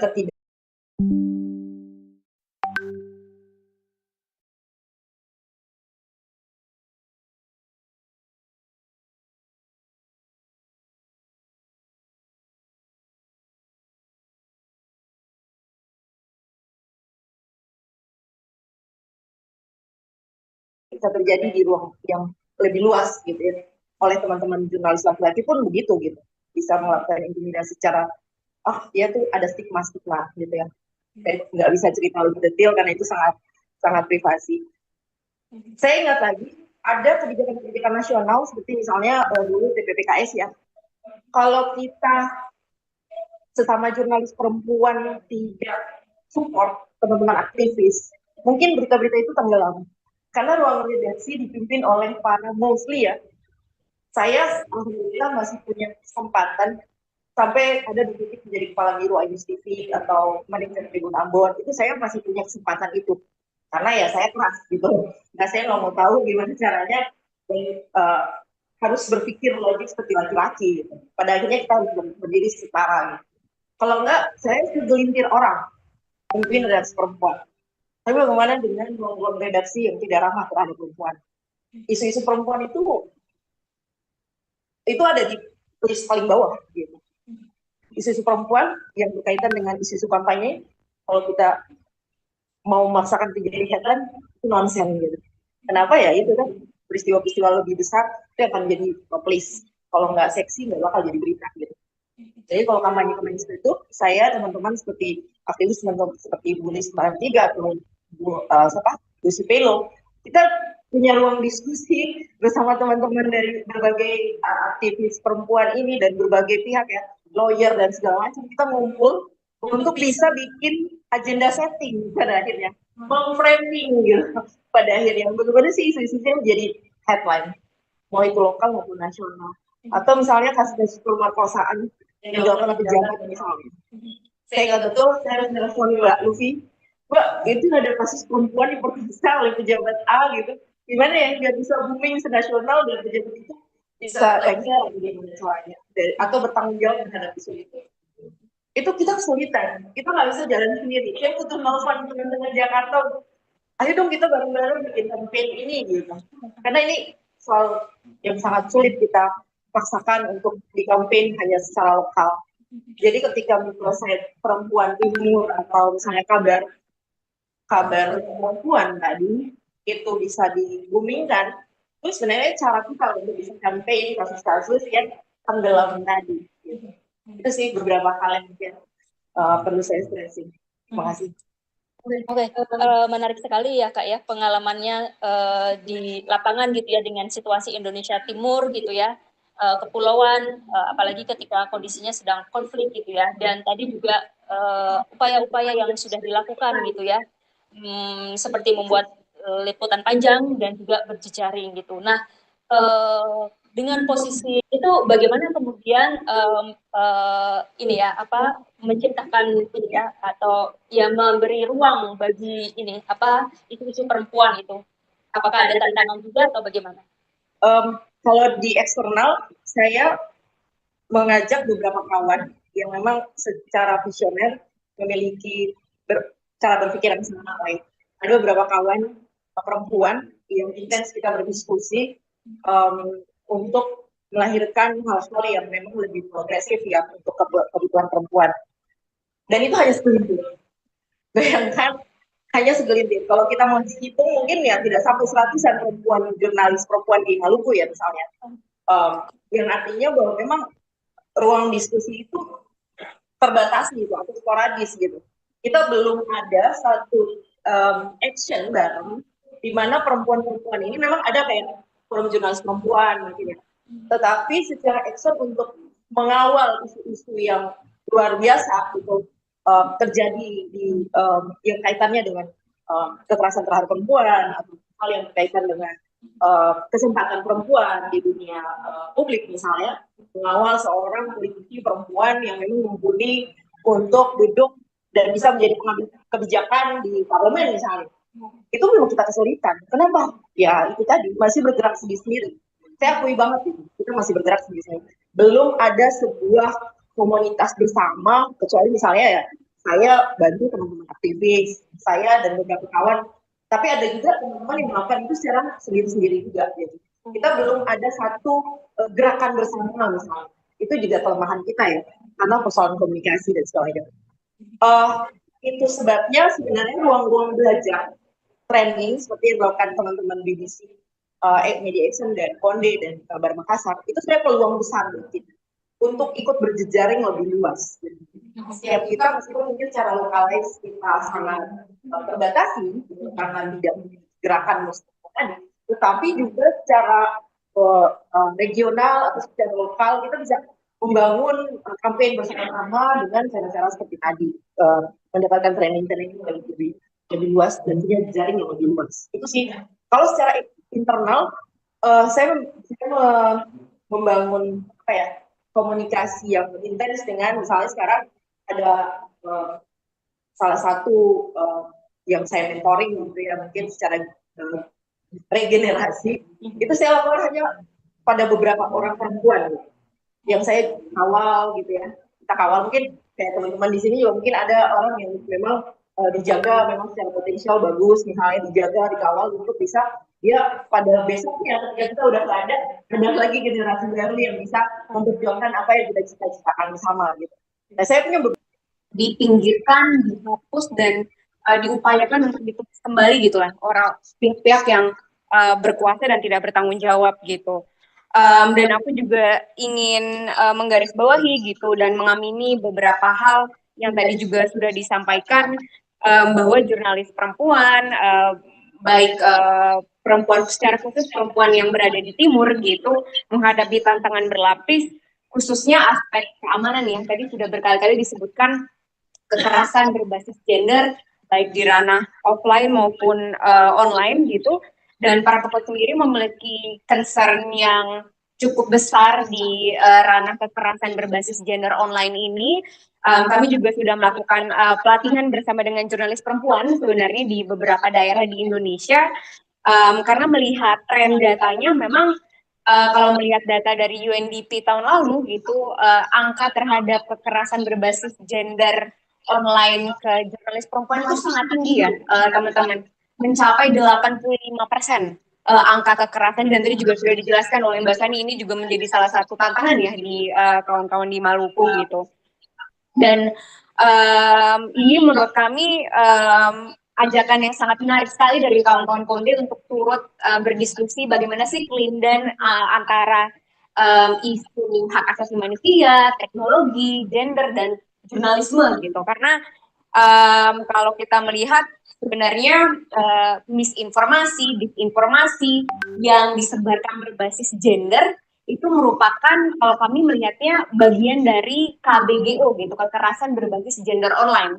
Jadi dia masuk sebagai kekerasan sebenarnya secara tipologi gitu. Nah, untuk menjawab pertanyaan Anita gitu tadi, bagaimana sih sebenarnya misinformasi, disinformasi dan perempuan, kami melakukan pemantauan pada tahun 2024 lalu secara publik di media sosial gitu. Ada beberapa media sosial yang sangat sering digunakan di Indonesia seperti TikTok, Instagram, Facebook, dan beberapa lainnya gitu, dan menemukan ternyata ada beragam bentuk disinformasi yang disebarkan berbasis gender gitu. Jadi kalau secara definisi kami melihat disinformasi berbasis gender ini sebagai bentuk kekerasan berupa penggunaan narasi berbasis gender dan seksualitas yang seringkali dengan tingkat koordinasi tertentu untuk menghalangi berpartisipasi di ruang publik gitu. Jadi ada penekanan terhadap narasinya itu berbasis identitas gender dan seksualitas gitu, yang menyerang stereotip yang melekat terhadap gender maupun identitas gender tertentu gitu. Nah, contohnya seperti apa sih? Yang kami temukan pada tahun 2024 lalu adalah kampanye yang terkoordinasi di platform X gitu, yang menyasar teman-teman kelompok minoritas gender gitu. Jadi ada kampanye di sosial media, pada saat itu spesifiknya di X, dengan tagar tolak LGBT gitu, yang kemudian menggunakan berbagai narasi, salah satunya menggunakan disinformasi gitu, yang bilang bahwa LGBT itu merupakan penyakit mental. Yang kita tahu itu adalah informasi yang salah ya kawan-kawan, karena sudah telah lama dibantah gitu oleh berbagai asosiasi psikologi berbagai negara, termasuk WHO sendiri gitu sebagai organisasi internasional. Nah, contoh lainnya mungkin yang baru-baru terjadi, dan ini maaf contohnya masih sangat Jakarta sentris gitu, tapi mungkin juga bisa di resonate atau bisa dipahami juga dari berbagai perempuan di berbagai penjuru, termasuk yang di timur, adalah peran AI gitu ya, atau kecerdasan artifisial di ekosistem informasi ini sendiri gitu ya. Ini menjadi salah satu momok atau tantangan baru gitu dalam disinformasi berbasis gender. Nah, contohnya adalah kasus Ibu Ana, teman-teman. Mungkin teman-teman masih sangat ingat dengan Ibu Ana gitu, yang pada saat demonstrasi Agustus tahun lalu dengan hijab pinknya gitu, dengan sangat berani mengkritik polisi pada saat itu di garis lini terdepan demonstrasi yang terjadi di Jakarta gitu. Dan tidak lama setelah Ibu Ana ini viral, banyak sekali kemudian narasi-narasi yang muncul, baik itu bentuknya kritik maupun yang pada dasarnya adalah disinformasi berbasis gender gitu teman-teman. Mungkin teman-teman pernah dengar bahwa ada yang bilang, nah Ibu Ana ini nggak sopan karena berkata kasar gitu dengan identitasnya sebagai perempuan muslim, ibu, di mana ada ekspektasi masyarakat gitu atau stereotip dari masyarakat gitu bahwa perempuan dan yang ibu itu harus bersikap sopan dan santun gitu ya, teman-teman. Kemudian juga ada yang kedua bilang bahwa Ibu Ana ini memiliki gangguan mental gitu, yang sebenarnya sudah dibantah gitu ya kalau tidak salah oleh sepupu atau orang terdekat dari keluarga Ibu Ana gitu, yang sebenarnya juga kemudian tidak bisa dilepaskan dari stereotip gender perempuan gitu ya, dimana kalau perempuan itu mengkritik penguasa, mengkritik sesuatu, dibilang tidak rasional, emosional, memiliki gangguan mental dan segala macam. Ini bagian dari sebenarnya stereotip gender, dan kalau ini merupakan berita, dia masuk ke dalam definisi disinformasi berbasis gender. Nah, kemudian narasi yang ketiga yang muncul adalah banyak yang bilang bahwa video Ibu Ana itu merupakan video rekayasa AI gitu, yang banyak bilang bahwa ini adalah video yang dibuat oleh kecerdasan buatan gitu. Padahal kalau kita melihat kemudian Tempo, salah satu lembaga cek fakta, kemudian sudah mengeluarkan gitu klarifikasi atau hasil cek fakta yang bilang bahwa video Ibu Ana ini merupakan video asli gitu, dia bukan video rekayasa AI gitu. Dan kalau kita melihat memang ini adalah sisi lain dari disinformasi atau dampak dari misinformasi dan disinformasi gitu ya. Kalau tadi Ibu Santi sudah bilang dampaknya misinformasi dan disinformasi pada umumnya adalah untuk berusaha meyakinkan orang sesuatu itu terjadi padahal dia tidak terjadi gitu ya. Contohnya dampaknya ada keselamatan, orang jadi terprovokasi dan segala macam. Nah, dalam kasus Ibu Ana ini menarik karena upaya yang dilakukan adalah untuk mendelegitimasi gerakan gitu ya. Jadi yang dilakukan adalah bilang, oh itu videonya adalah AI, nggak benar ada ibu-ibu yang sebegitu marahnya terhadap polisi sampai bertindak seperti itu gitu. Jadi masyarakat nggak usah terprovokasi, nggak usah terlalu ikut-ikutan demo gara-gara video ibu ini gitu ya. Kurang lebih seperti itu tujuannya. Jadi disebutnya biasanya dampak ini adalah liars dividend gitu. Jadi hal-hal di mana, situasi di mana yang berkuasa ingin menghindari akuntabilitas dengan bilang, oh itu nggak benar kok, itu AI kayak gitu. Jadi ini ada fenomena sendiri yang juga nggak terjadi di Indonesia, tapi juga terjadi di Myanmar, di Thailand, di Malaysia gitu. Jadi ini juga sisi dampak lain dari AI dan disinformasi yang juga perlu kita diskusikan secara sama seperti itu. Nah, terkait tantangan yang aku ingin melanjutkan yang tadi disebutkan oleh Kak Santi terkait Kak Sani, terkait makin sulit melakukan dan verifikasi gitu ya. Dan ini benar dalam konteks AI jadi makin sulit sekali siapa yang memiliki kemampuan teknis gitu ya untuk memverifikasi oh benar ini kontennya AI atau kontennya bukan AI gitu. Dalam konteks Tempo aku sempat ngobrol juga sama Mbak Ika, kebetulan mereka membutuhkan waktu yang cukup lama untuk memverifikasi konten disinformasi berbasis AI gitu. Mereka harus bekerja sama dengan partner di luar negeri dan menunggu hingga berminggu-minggu gitu untuk kemudian mendapatkan konfirmasi bahwa dokumennya AI atau tidak gitu. Jadi ini yang sebenarnya juga menjadi tantangan gitu. Mungkin juga dari teman-teman jurnalis lainnya. Nah, selain dari kapasitas internal, ada juga tantangan eksternal ya, terjadi. Dan ini terkait dengan bagaimana pemerintah kemudian merespon permasalahan disinformasi gitu ya, kawan-kawan.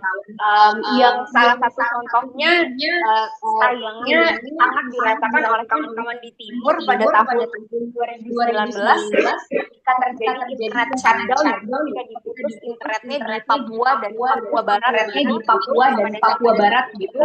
Pada saat itu Kominfo merespon gelombang terjadi di berbagai daerah termasuk Papua gitu. Apakah ada terjadi kejadian rasisme mahasiswa Papua di Surabaya ya pada saat itu melakukan pemutusan akses internet gitu di Papua dan Papua Barat.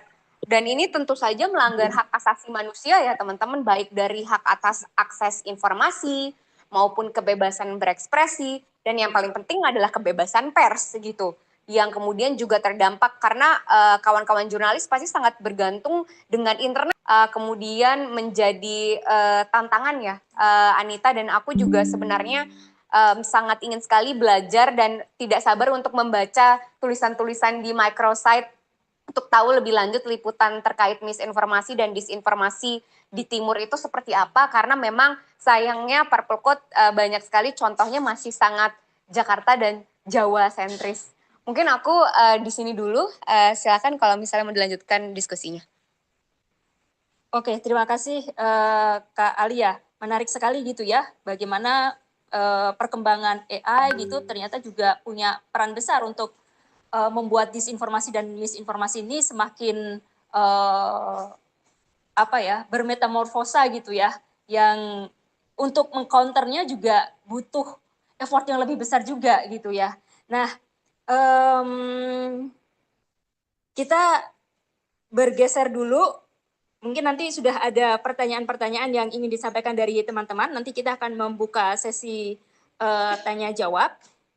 Tadi sudah disinggung gitu ya, bagaimana internet shutdown di Papua itu ya punya dampak besar, termasuk tidak hanya kepada informasi yang berputar pada publik, tetapi juga bagaimana jurnalis itu bekerja gitu ya untuk mengcounter disinformasi dan misinformasi yang berjalan dengan cepat. Nah, bersama kita di Zoom sudah ada Kak Aida Nursanti Ulim, jurnalis dari jubi.id. Mungkin Kak Aida bisa bercerita lebih jauh gitu ya, pengalaman sebagai jurnalis di Papua gitu ya, dengan situasi dan dinamika yang ada di sana, terutama dengan ya posisi Kak Aida sebagai jurnalis perempuan. Silakan Kak Aida. Halo, selamat siang. Terima kasih atas waktu dan kesempatannya. Siang, Sebelum Kak. maaf Kak, suaraku kedengaran ya? Iya, jelas, Sebelumnya, Kak. oke. Sebelumnya perkenalkan nama saya, mungkin teman-teman sebagian sudah tahu, nama saya Aida Ulim. Mungkin dari cerita-cerita tadi Kak Kesiani mungkin punya pengalaman banyak dari saya karena saya baru berapa tahun saja jadi jurnalis di media Jubi Papua, mungkin baru sekitar 1 tahun. Tapi saya mau mencoba menceritakan bagaimana tantangan dan berbagi cerita tentang liputan di Papua sendiri terkait dengan keterbatasan tadi. Kak Kaisani sendiri sudah cerita terkait dengan bagaimana internet, terus masalah-masalah di Papua sini.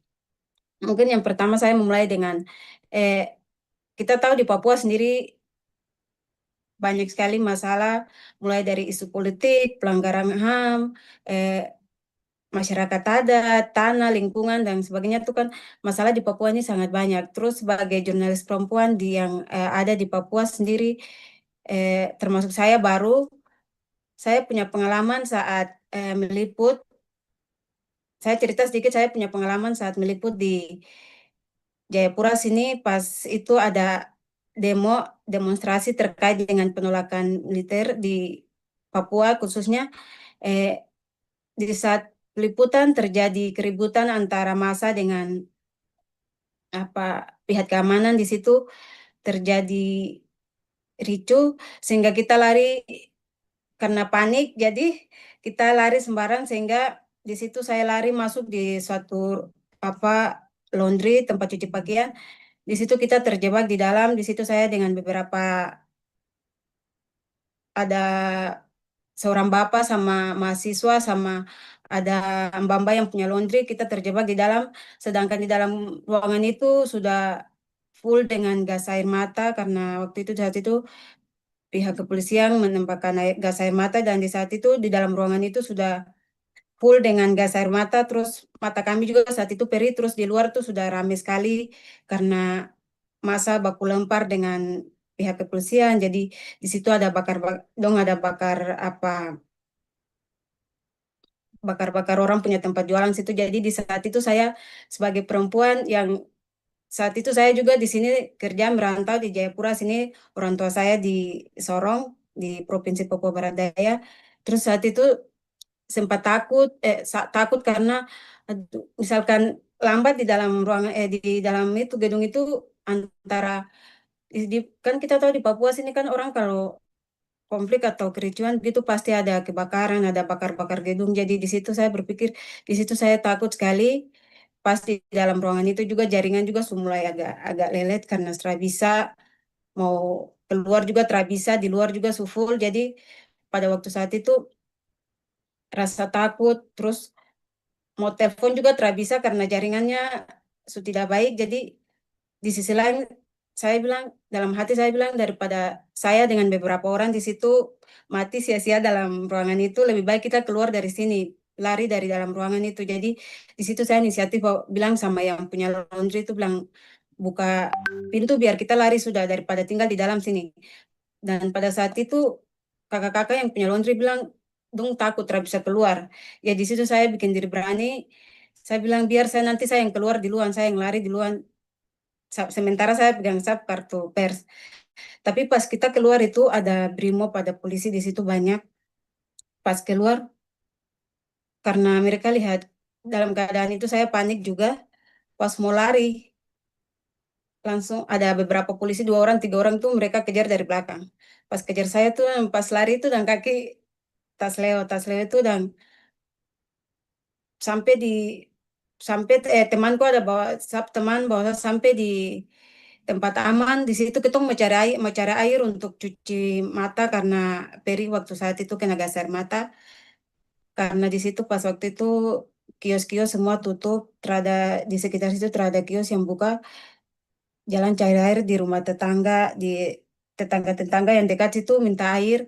Di situ setelah minta air terus karena sudah agak merasa aman, di situ sempat menangis. Terus di situ juga ada trauma karena baru pertama jadi baru pertama jadi jurnalis, terus ketemu hal-hal seperti itu. Jadi di situ saya sempat, aduh ini kayaknya harus maju atau harus terus meliput atau harus keluar saja. Tapi di sisi lain ke kantor kakak-kakak dong kasih motivasi semangat, bilang terapa ini pengalaman kita di Papua memang begitu, banyak masalah, banyak apa tantangan, apalagi buat kita jurnalis perempuan pasti banyak ini tantangan. Terus yang berikutnya yang tadi Kakak Siani sempat singgung terkait dengan apa akses terbatas terkait dengan internet, apalagi di Papua sini masalah sedikit pasti internetnya dikasih putus, walaupun itu tidak terlalu masalahnya tidak terlalu besar, tapi pasti ada saja jaringannya lelet, jaringannya itu dikasih putus karena itu, sehingga kita mau cepat-cepat untuk memberitakan sesuatu tuh agak lambat di situ karena jaringan tuh kadang susah, kadang diputuskan pas saat ada masalah-masalah begitu. Terkait di Papua sendiri juga terkait dengan isu perempuan, saya pikir di Papua sini masalah isu perempuan banyak, cuman kita punya keterbatasan karena Papua ini luas juga dengan daerah-daerah konflik, daerah-daerah yang jauh di sana, di gunungan misalnya, banyak perempuan yang mengalami apa pengungsian di sana. Kita tidak bisa tulis itu karena apa, kita terbatas juga dalam akses biaya, apalagi di Papua sendiri biaya ke luar-luar begitu sangat mahal. Terus misalkan di dalam di sini di Jayapura sendiri juga, di Papua sendiri khususnya, kita mau menulis tentang isu-isu perempuan tuh menurut saya agak kurang di sini ya, karena mungkin yang saya alami tuh yang pertama narasumbernya tuh yang mau bicara tentang isu perempuan tuh agak susah, kita harus cari lagi lama-lama, terus apa narasumber yang mau bicara juga itu agak susah, keterbukaan tuh ya narasumber tuh agak susah, sehingga kita itu menjadi salah satu tantangan yang saya lihat di Papua, karena di Papua banyak isu tapi yang paling banyak ditulis pasti isu politik dan lain-lain sebagainya. Tapi masalah isu perempuan tuh kayaknya agak kurang karena itu tadi narasumber yang kita mau cari untuk bicara terkait dengan isu perempuan tuh agak susah. Terus apa keterbukaan juga dari teman-teman tuh masih agak susah. Jadi itu menjadi salah satu tantangan yang dihadapi di saat ini di khususnya jurnalis perempuan yang ada di Papua. Terus kita belum ada kekompakan untuk misalnya jurnalis-jurnalis perempuan di sini kita misalnya ada buat diskusi terkait apa yang kita mau lakukan gitu juga masih sangat kurang, mungkin karena saya baru, saya belum tahu, tapi yang selama ini saya lihat belum ada yang ada satu forum untuk gimana perempuan, jurnalis-jurnalis perempuan itu untuk membuat satu forum untuk bicara terkait dengan bagaimana nih perempuan di Papua khususnya kita bicara menulis tentang dengan isu perempuan, karena isu perempuan kebanyakan media-media masih banyak tulis tentang pada umumnya yang masih politik, ekonomi, tapi kalau untuk perempuan tuh kayaknya masih kurang sekali. Jadi itu menjadi salah satu tantangan juga sendiri buat mungkin saya juga, karena menulis tentang perempuan tuh masih agak sangat susah karena mencari narasumber, bukan saja Papua ini luas, tapi mau tulis tentang itu tuh susah sekali karena tadi biaya, akses terbatas, terus dan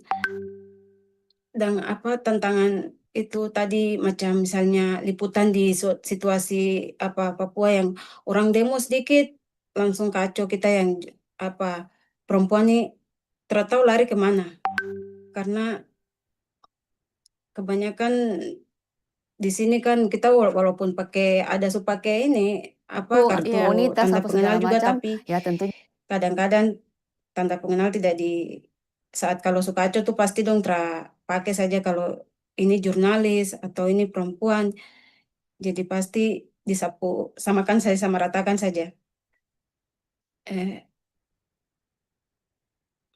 Masih banyak juga persoalan yang di Papua sini, tapi terkait dengan macam ada kemarin contoh kasus kami di Jubi,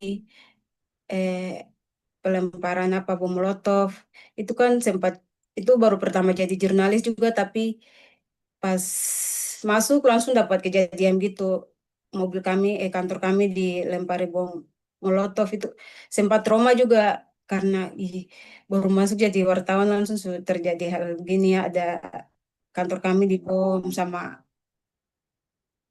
orang-orang yang mungkin suka dengan pemberitaan kami atau bagaimana. Jadi waktu itu sempat takut mau melanjutkan antara mau lanjut jadi jurnalis atau mundur, tapi kita harus sudah buat ini program yang seperti itu. Betul sekali. Tapi ini sepertinya bukan cuma mulai komunitas, tapi seluruh Iya, yang ada. bisa mulai tidak apa-apa, ini kita belajar terus, baik itu bukan kita saja, tapi jurnalis laki-laki itu sering juga diintimidasi karena saat liput dong kira itu intel atau kira itu, jadi sudah polisi dong seenaknya saja lakukan yang menurut dong itu benar. Jadi itu menjadi salah satu tantangan di, mungkin saya yang baru jadi jurnalis belum punya pengalaman sebanyak kakak-kakak yang ada, tapi yang selama 1,5 tahun saya jadi jurnalis, itu yang saya rasakan banyak masalah, banyak Papua apalagi konflik bersenjata, terus masalah perempuan kita belum angkat secara luas di tanah Papua karena masih banyak di daerah-daerah yang jauh itu kita belum tulis karena tadi keterbatasan biaya, akses internet. Jadi masalah di Papua tuh sangat banyak. Macam tadi Kakak Luffy singgung, orang bicara tentang kalau masalah di luar tuh orang cepat, tapi kalau masalah di Papua tuh kadang kita yang di Papua saja yang bicara, tapi itu cuma itu saja. Jadi mungkin di saat ini di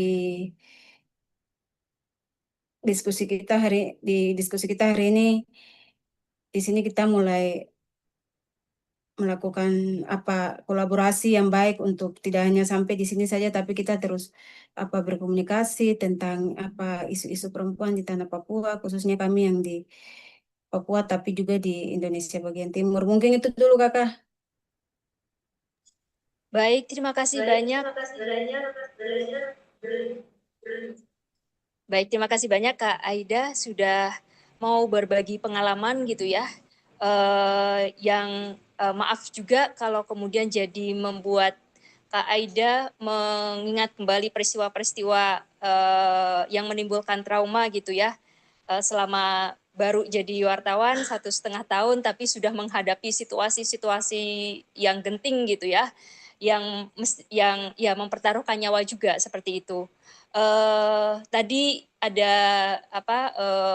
tantangan-tantangan yang dihadapi gitu ya, persoalannya kemudian bagaimana kesulitan mencari narasumber, bagaimana isu-isu perempuan itu masih sulit untuk diangkat. Kak Sani mau berbagi pengalaman gitu ya terkait hal ini. Bagaimana kemudian menyiasati gitu ya ketika kita jurnalis perempuan itu ada di lapangan dan menghadapi situasi-situasi seperti ini. Silakan Kak. Karena soal safety ketika jurnalis tidak hanya di Maluku ya, tapi di Papua yang memang rawan peristiwa chaos, safety itu seringkali menjadi momok paling utama karena berhadapan dengan Assalamualaikum warahmatullahi wabarakatuh. Kembali lagi bersama saya Ardianti di program Apa Kabar Makassar. Hari ini saya kedatangan tamu yang sangat luar biasa. Ada Ibu Eda Patahudin selaku Head Marketing PT Diana Indonesia. Selamat sore Ibu. Sore. Gimana kabar nih? Alhamdulillah baik. Alhamdulillah. tadi berhadapan dengan aparat yang luar biasa dengan gas air mata terjebak di dalam sebuah rumah dan punya keberanian untuk daripada mati lemas di dalam ruangan ini, kita harus berani untuk keluar, mendobrak pintu, lari gitu. Apapun yang berhadapan di luar sana dengan senjata segala macam, saya bayangkan Aida yang saya kenal, Aida yang kecil gitu ya, bisa berani untuk punya nyali besar mendobrak itu. Di situasi-situasi seperti itu, perempuan butuh mental yang berani untuk mendobrak sesuatu yang paling berat sekalipun. Dan jangankan perempuan, laki-laki pun bisa berbahaya gitu ya. Nah, bagaimana safety itu harus terus. Assalamualaikum warahmatullahi wabarakatuh. Kembali lagi bersama saya Ardianti di program Apa Kabar Makassar. Hari minim banget di Indonesia Timur. Kita tidak punya jaring safety yang bisa membantu kita, apalagi Papua hadapan dengan aparat yang bersenjata. Jangan salah, bersenjata. Jubi adalah salah satu yang saya tahu teman-teman di Jubi itu adalah media yang sangat independen, yang berhadapan dan sangat dipercaya oleh masyarakat Papua, sehingga mereka berhadapan itu tidak hanya persoalan internal saja, tetapi juga eksternal yang sangat defensif ya. Artinya bagaimana bisa survive dengan jurnalis seperti Aida yang masih baru dan harus belajar berhadapan dengan situasi itu sendiri. Di sisi lain, tadi Aida sempat bilang tentang Indonesia Timur pada umumnya narasumber perempuan itu minim banget. Dari 10 narasumber mungkin cuma 1 misalnya. Dan mau bicara tentang perempuan, isu perempuan itu juga jarang. Saya punya pengalaman kemarin, saya ngatur yang ikut fellowship ini, saya punya 3 jurnalis, 3 narasumber perempuan dan 8 jurnalis perempuan, 8 narasumber perempuan dan 1 narasumber laki-laki. Kenapa saya begitu? Di hari pertama saya minta teman-teman, karena saya di Jogja, saya tidak berada di Ambon, saya minta teman-teman di redaksi untuk gerilya mencari narasumber perempuan yang mau bercerita karena saya mengangkat isu misinformasi tentang reproduksi, alat reproduksi KB. Jadi yang memang sangat-sangat berbahaya gitu ya, karena isunya merebak sana sini, orang bisa bilang bahwa pakai IUT itu bisa lari ke jantung apa segala macam, dan itu terpapar di media sosial.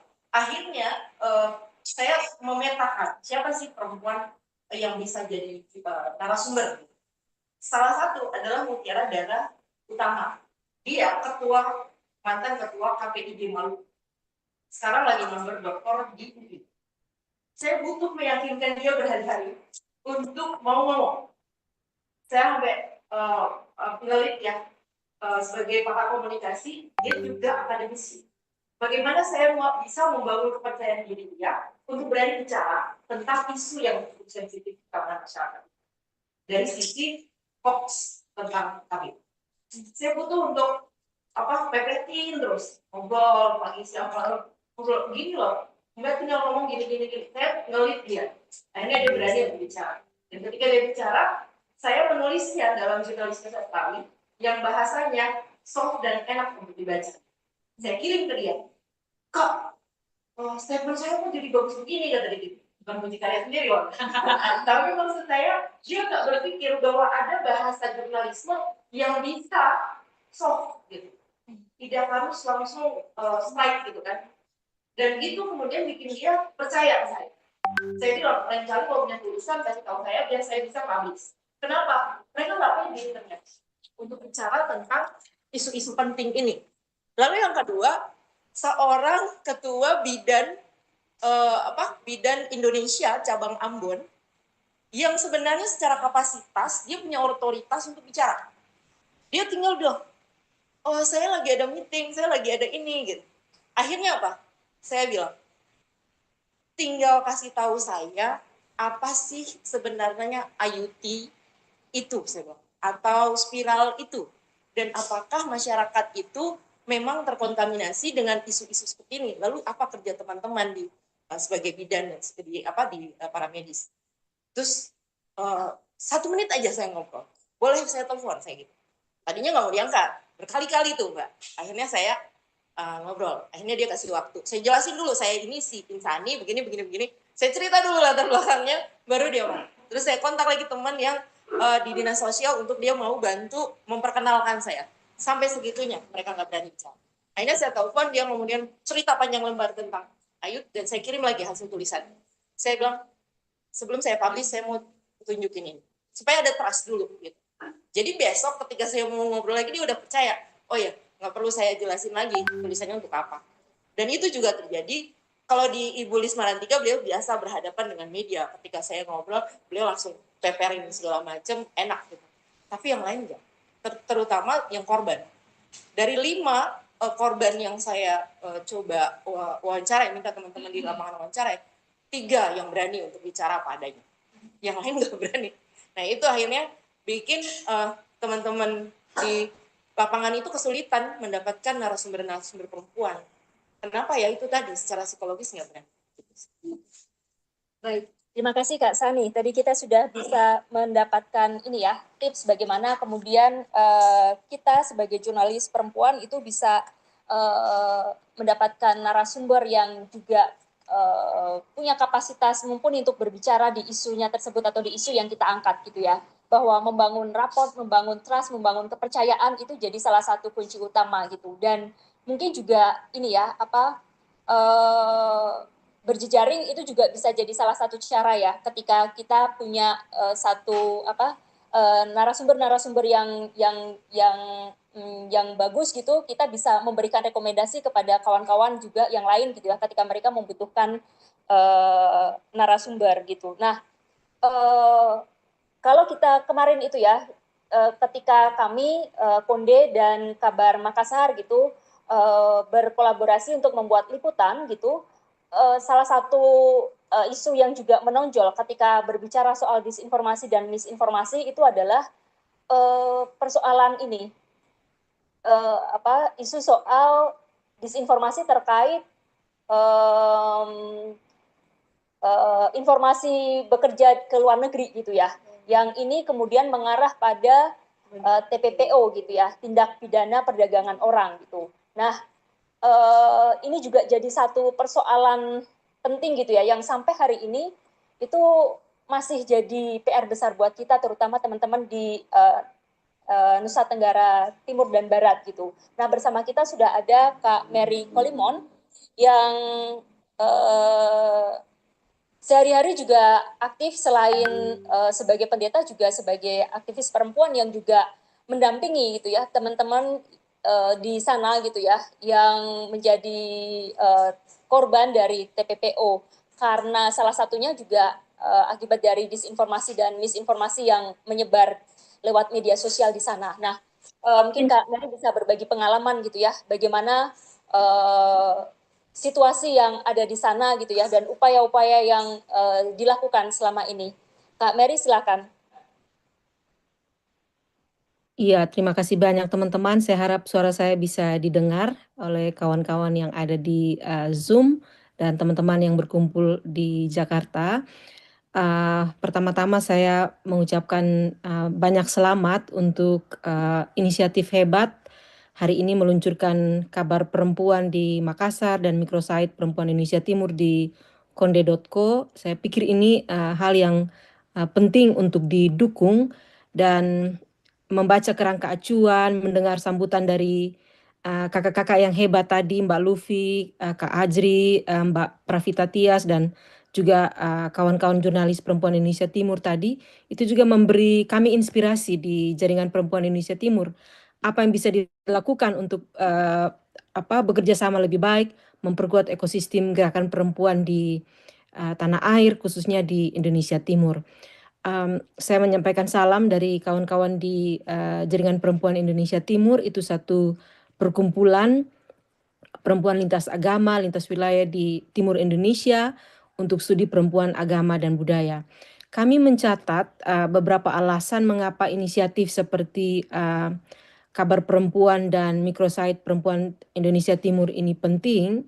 Pertama adalah bahwa kita perlu mengartikulasikan pengetahuan perempuan Indonesia Timur.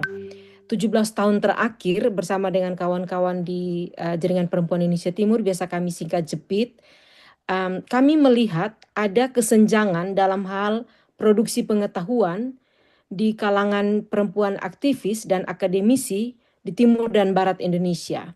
Jadi JEPIT memang sengaja dibuat untuk perempuan Indonesia Timur belajar meneliti dan menulis serta mempublikasikan isu-isu di wilayah mereka, mengklaim sejarah dan wacana dalam masyarakat mereka. Saya setuju dengan beberapa kawan yang sudah menyebutkan sebelumnya, kita perlu mengakui salah urus pengelolaan bangsa yang cenderung menganak emaskan Jawa dan Indonesia Barat pada umumnya dan membiarkan Indonesia Timur tertinggal dalam jangka waktu yang sangat lama.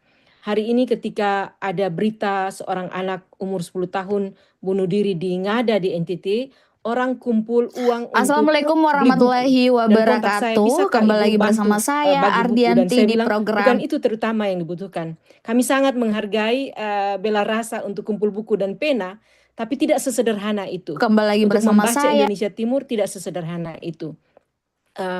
Membiarkan Indonesia Timur tertinggal dalam jangka waktu yang lama, hal sebenarnya sudah dimulai sejak zaman penjajahan ketika kebijakan kolonial Belanda mengutamakan Batavia sebagai pusat politik ekonomi kolonial dan menganaktirikan daerah-daerah di Indonesia Timur. Jadi saya pikir ini baik sekali cara kita bersama membayar hutang kesenjangan, dan ini sesuatu yang perlu kita dukung dan perlu ada kolaborasi. Saya kira tidak bisa teman-teman jurnalis berjalan sendiri. Tadi kakak moderator bicara tentang isu TPPO, benar itu salah satu isu yang kami kerjakan di Jaringan Perempuan Indonesia Timur, tapi juga sebenarnya ada isu-isu yang lain. Dalam rapat umum anggota perkumpulan kami Agustus 2025 yang lalu, kami berkomitmen untuk melakukan penelitian misalnya mengenai perempuan dan tambang. Itu juga satu isu besar. Kekerasan berbasis gender, termasuk mendengar suara kawan-kawan minoritas gender. Penelitian yang sedang kami lakukan misalnya untuk Assalamualaikum warahmatullahi wabarakatuh. Kembali lagi bersama saya Ardianti di program Apa Kabar Makassar. Tapi juga hari dari ini saya kedatangan tamu yang budaya, sangat luar biasa. Membaca ulang ada teks-teks Ibu kitab Eda suci, Patahudin teks-teks budaya selaku Head kita Marketing mengenai PT Diana sikap terhadap Indonesia. keragaman gender. Selamat sore Ibu. Keren sekali ya, misalnya Gimana di kabar? Sulawesi Selatan. Sebelum agama-agama seperti kekristenan, Islam, dan lain-lain datang, masyarakat adat kita sudah mengenal 5 gender misalnya. Jadi penting sekali studi-studi yang mengartikulasikan suara-suara alternatif, cara pandang yang tidak hanya di hegemoni oleh suara tunggal tertentu. Juga ada isu seperti TPPO yang memang sudah kami Indonesia. kerjakan Selamat selama sore, Ibu. ini, Sore.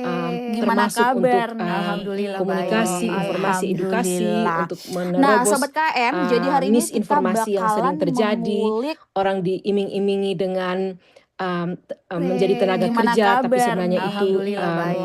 kedok dari Alhamdulillah. perbudakan Nah, Sobat, modern, dari perdagangan orang.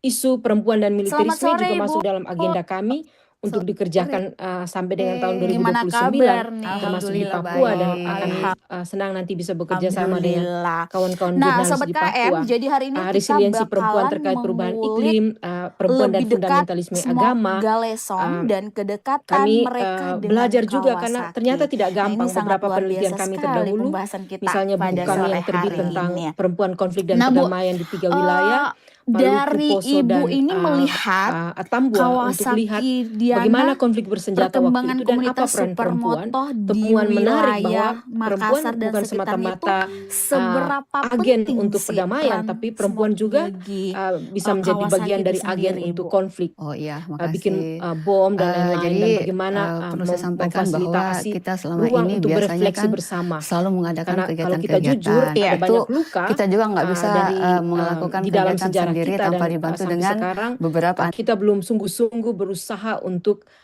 revisit the past, ya, mengunjungi masa lalu yang kelam seperti itu dan berdamai. Saya senang dengar tadi juga Mbak Ardiani ngomong tentang di kabar perempuan dengan mengapa itu perlu dan prinsip-prinsip etisnya. Ini menurut saya penting supaya kita tidak mempertebal stigma mengenai keterbelakangan Indonesia Timur, tapi justru memperkuat visi yang makin solid untuk kesetaraan, untuk keadilan sosial bagi seluruh rakyat Indonesia. Nah, kami mencatat dalam kerja-kerja yang dilakukan oleh JEPIT, ada banyak masalah, banyak kekurangan di Indonesia Timur, tapi juga sebenarnya banyak sekali kearifan dan pengetahuan yang bisa dibagikan untuk. Saya setuju tadi dengan salah satu pembicara, kita tidak hanya mau cerita hal-hal yang minus, keterbelakangan, tapi kami ingin juga bersaksi bahwa ada kebaikan-kebaikan di dalam masyarakat kami, dalam budaya kami, tanpa bermaksud meromantisir. Saya misalnya dengan teman-teman meneliti, menulis tentang tradisi tenun di NTT. Banyak orang hari ini hanya melihat tenun sebagai keterampilan teknis dan sumber daya ekonomi perempuan. Tapi kalau kita melihat lebih dalam, kita akan melihat bahwa sebenarnya tradisi tenun sangat kaya dengan kearifan budaya dan spiritualitas masyarakat adat. Penelitian kami menunjukkan daya resiliensi yang luar biasa para penenun untuk merawat pengetahuan adat dan spiritualitas mereka, yang dalam sejarah politik Indonesia tergerus oleh modernitas, termasuk oleh kekristenan dan agama-agama lain yang datang dari luar. Dan perempuan-perempuan masyarakat adat menjaga dengan sangat gigih. Kalau kita baca teori dekolonial, kawan-kawan Amerika Selatan ngomong tentang decoloniality, dan bagaimana perempuan masyarakat adat sebenarnya menjaga batas. Perempuan-perempuan ini mengupayakan apa yang Mignolo sebut sebagai pluriversitas, ya, tidak tunduk pada satu klaim universalitas dari barat, tapi menjaga kearifan lokal. Dan saya pikir kajian-kajian kita, termasuk kawan-kawan jurnalis perempuan, perlu pergi lebih dalam untuk memberi perhatian kepada kearifan-kearifan ini.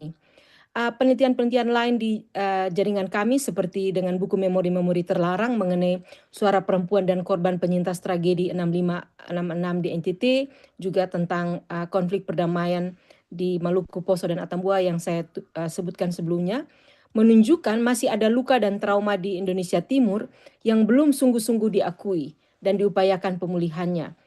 Tapi penelitian kami juga menunjukkan kuatnya energi sosial budaya, energi spiritual untuk pemulihan, sambil tetap mendorong proses-proses keadilan transisi berupa rehabilitasi dan reparasi hak-hak para korban. Hari-hari ini kawan-kawan muda di JEPIT mendampingi opa-oma penyintas kekerasan 65, menghubungkan mereka dengan Komnas HAM, dengan LPSK, dan mengedukasi juga masyarakat untuk mendengar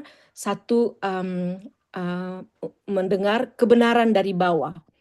Upaya terakhir yang kami buat misalnya dengan monumen situs pembantaian 18 orang yang dibunuh di Februari 66 yang dituduh komunis di Kupang Timur misalnya, bekerja sama dengan Komnas HAM, dengan LPSK, dengan Komnas Perempuan, pemerintah daerah dan juga gereja di sana, untuk mendorong supaya yang diingat oleh generasi kita tidak hanya tentang apa yang diputar di film G30S PKI setiap 30 September sepanjang era Orde Baru itu, tapi juga suara-suara dari mereka yang kalah dalam sejarah, dan terutama suara perempuan. Buku Memori-Memori Terlarang sebenarnya berisi suara para perempuan yang suaminya dibunuh, yang tidak tahu di mana suaminya hilangkan, yang sampai hari ini masih bertanya apa yang harus kita lakukan untuk berdamai dengan masa lalu seperti itu. Nah, terkait ini saya juga pikir teman-teman, Konde dan suara perempuan, kabar perempuan, penting diupayakan strategi untuk menjadi jelas bahwa karena Indonesia Timur begitu besar, jangan sampai Indonesia Timur hanya berhenti di Makassar atau Sulawesi dan sekitarnya. Itu pengalaman kami di Jepit. Karena kantor Jepit itu di Kupang, kawan-kawan di daerah lain seperti Maluku, Sulawesi, Papua, kadang-kadang komplain juga. Kenapa lebih banyak penelitian dan publikasi di NTT? Indonesia Timur bukan hanya Kupang. Dari pengalaman itu kami harap kawan-kawan bisa mencari strategi agar semua wilayah bisa tercover secara seimbang dalam liputan-liputan. Catatan kedua yang ingin saya bagikan ketika mendengar tadi presentasi teman-teman mengenai upaya yang baik ini adalah pentingnya memperkuat peran media yang berkualitas, terutama untuk mendukung demokrasi dan hak asasi manusia.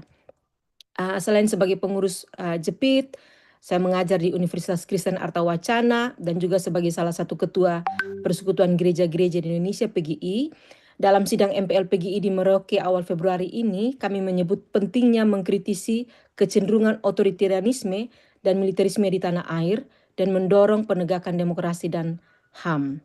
Dan persis di sini kita sangat membutuhkan media yang berkualitas, yang mendukung penegakan demokrasi dan berani melakukan investigasi terhadap praktik-praktik penyalahgunaan kuasa oleh siapapun yang merugikan masyarakat, terutama kaum rentan dan alam. Ketika kami tiba di Merauke awal bulan itu, akhir bulan Januari, kami disambut oleh mama-mama dari Majelis Rakyat Papua, oleh masyarakat adat yang datang berjumpa dengan pimpinan PGI dan meminta supaya PGI berdiri bersama-sama mereka melawan perampasan tanah, pengerusakan hutan, dan kami melihat bahwa untuk itu penguatan kapasitas mutu kerja jurnalis perempuan tanah air termasuk Indonesia Timur itu sangat perlu. Kita perlu berpikir lebih dalam. Tadi saya dengar baik sekali sudah ada upaya-upaya mentoring yang dilakukan untuk mengimajinasikan kapasitas jurnalis perempuan seperti apa yang dibutuhkan dunia dan masyarakat Indonesia sekarang ini. Kita bersyukur selama lebih dari 25 tahun sejak era reformasi pasca Orde Baru, kita berhasil mendorong banyak perubahan untuk peran perempuan Indonesia di ruang publik, termasuk melalui sejumlah undang-undang yang berhasil diperjuangkan untuk pembelaan hak perempuan. Kita sebut Undang-Undang Penghapusan KDRT, Undang-Undang Tindak Pidana Kekerasan Seksual. Tapi pada saat yang sama kita berhadapan dengan kenyataan, kita menghadapi juga ancaman meningkatnya kekerasan terhadap perempuan, termasuk kekerasan berbasis gender dan kekerasan seks secara online. Dan lebih tragis lagi mengenai femisida di berbagai wilayah di Indonesia Timur.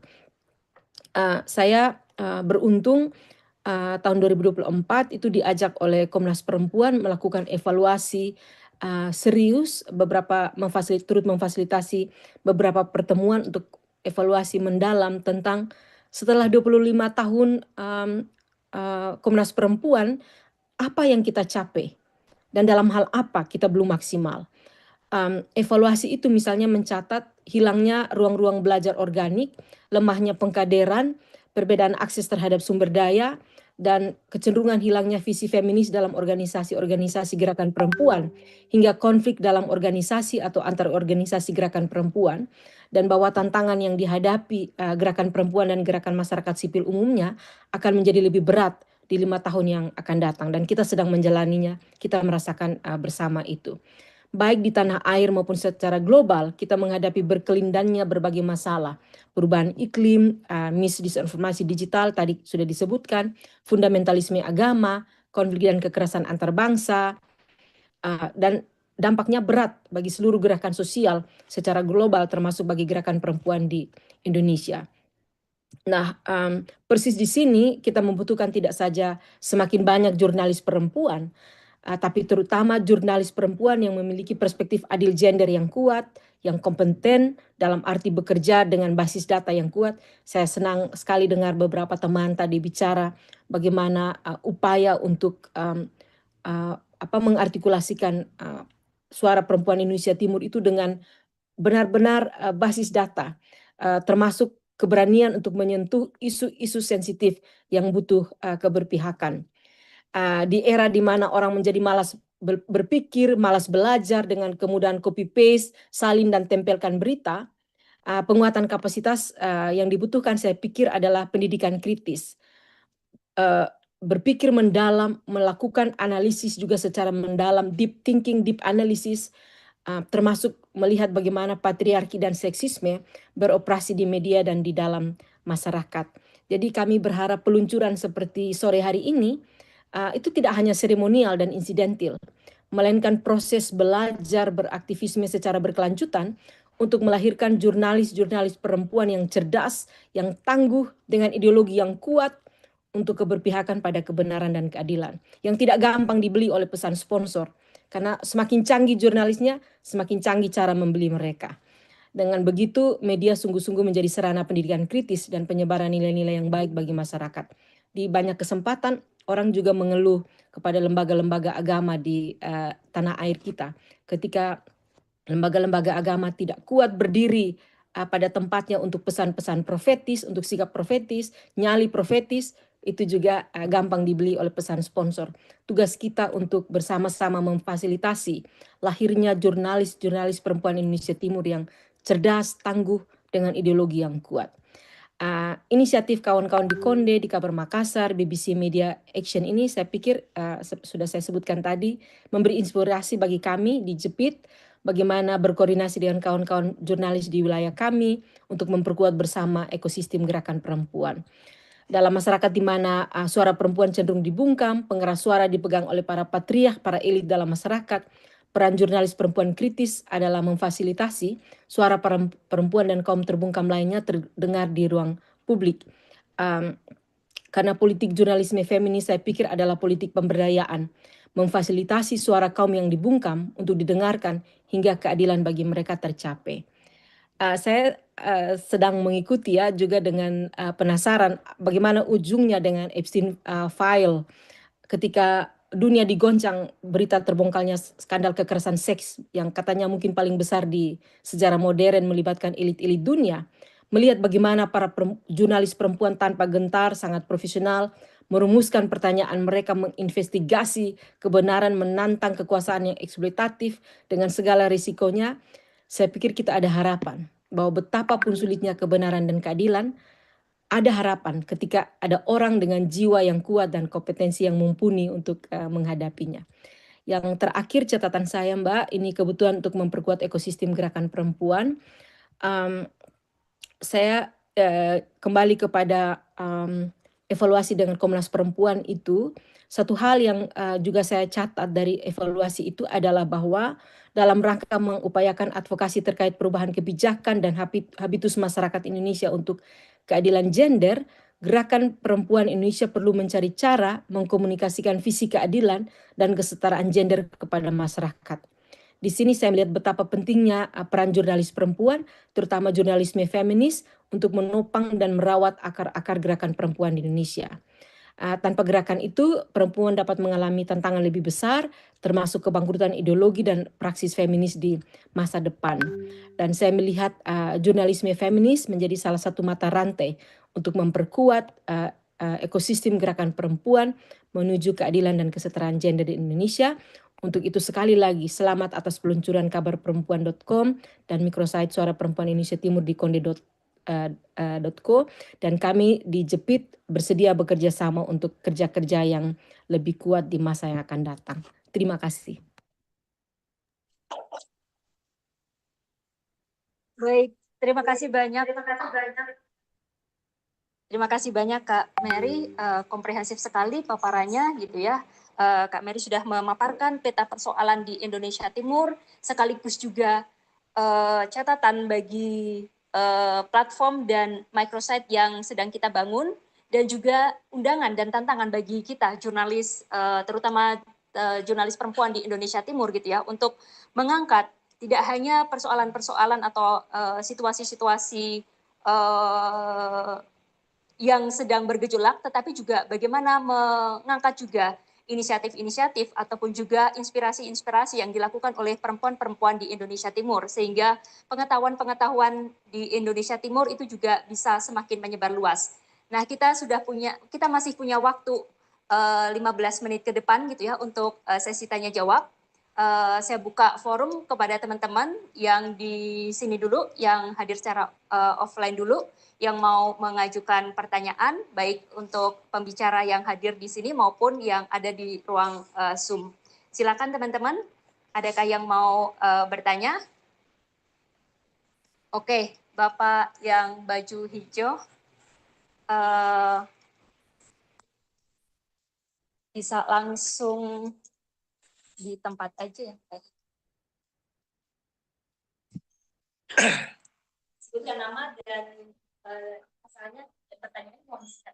Oke, terima kasih. Assalamualaikum warahmatullahi wabarakatuh. Selamat sore semuanya. Saya Iwan Persada, saya sutradara, produser film.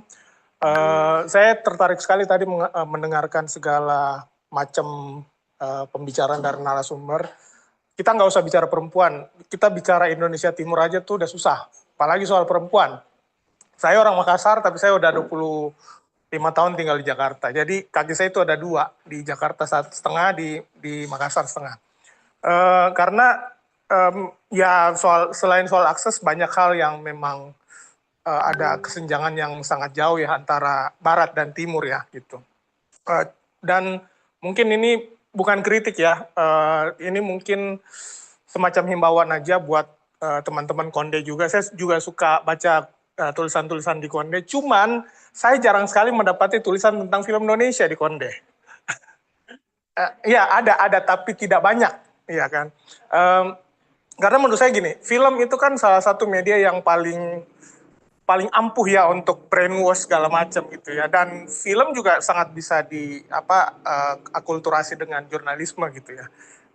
Kita nggak usah bicara soal film bioskop, kita bisa bicara soal film pendek, dokumenter pendek dan lain-lain, dan itu sangat mungkin dilakukan. Cuman memang yang saya lihat selama ini, dan ini juga mungkin kesalahan saya dan teman-teman di film itu adalah, ya itu kita tuh terlalu Jakarta sentris, terlalu Jawa sentris. Ketika saya punya power jadi produser mulai 2018, saya mulai bikin satu statement bahwa saya akan fokus memproduksi film yang menyoal dan berlokasi di Indonesia Timur. Film terbaru saya November 2025 kemarin tayang, judulnya Solata, tentang pendidikan buat anak-anak di pedalaman Toraja. Menurut saya memang saat ini kita kita sangat perlu semakin banyak, kalau saya berbicara dari perspektif saya sebagai seorang sineas ya, Bu ya, karena di film sendiri pun sebenarnya sutradara perempuan tuh banyak, tapi yang punya perspektif gender itu sangat sedikit sebenarnya gitu. Padahal kita perlu. Ya saya sendiri orang film, saya bosan ya nonton sebulan tuh ada 20 film Indonesia di bioskop. 80%-nya tuh horor. Iya, saya tuh bosan banget gitu. Dan perempuan Jawa semua, dan semuanya jadi objek, iya kan, gitu. Betul. Jadi saya tanya perempuan lagi. Makanya saya encourage banget buat teman-teman di Konde, ayo dong bikin lebih banyak lagi tulisan-tulisan, atau mungkin kalau bisa Konde masuk ke film teman-teman sineas tuh untuk ngasih advokasi gitu. Karena menurut saya ini penting sekali ya gitu, karena salah satu cara kita untuk bisa membuat isu ini lebih luas ya memang berjaring, kita kolaborasi, jadi lintas media gitu ya gitu. Mungkin dari saya itu aja. Terima kasih. Oke, Terima kasih Kak Ikhwan, sutradara film yang baru saja merilis film Solata ya. Menarik ini tadi ya, sebuah ajakan juga untuk ya bagaimana media juga bekerjasama dengan teman-teman dari perfilman gitu ya, supaya ya isu-isu di Indonesia Timur ini juga bisa terangkat gitu. Mungkin bisa ini dari pembicara ada yang mau menanggapi atau mungkin dari teman-teman Kabar Makassar ataupun juga Ponde.co juga mau menyambut ajakan ini.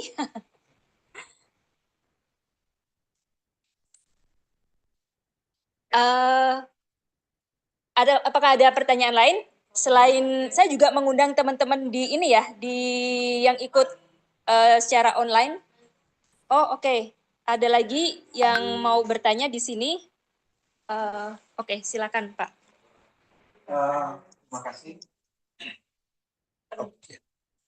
Baik, terima kasih. Nama saya Felix. Gagasan pertama tentang semacam saya baca beritanya di grup dan saya langsung memberi jempol besar pada kakak Hajri yang salah satu menginisiasi. Saya kenal Kak Lufi sudah lama juga dan ini satu langkah yang menurut saya bagus karena 2018 sampai 2021 saya kerja di Papua. Saya melakukan hal yang sama. Jadi bagaimana partisipasi publik itu perlu didorong. Bertemulah saya dengan berapa banyak orang. Teman-teman akademisi di Sorong, di Jayapura, di mana. Bahkan ada yang juga di kawasan di Ambon kalau nggak salah. Celakanya karena ini basisnya program. Jadi itu memang penyakit di kita ya. Jadi ada kadang-kadang kita hanya dibatasi, semangat kita itu akhirnya dibatasi oleh anggaran, oleh durasi, dan program itu sendiri. Jadi momentum begitu Kak Insan. Jadi ini yang kemudian jadi problem besar. Tidak hanya di Indonesia bagian timur, saya pikir hampir di seluruh area Indonesia juga sama. Jadi saya hanya bicara dari aspek 3 hal aja, berdasarkan pengalaman saya.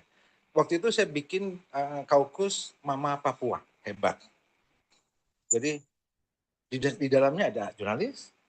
Waktu itu Pemret Jubi masih perempuan waktu itu. Angela Klasik, Kakak Angela.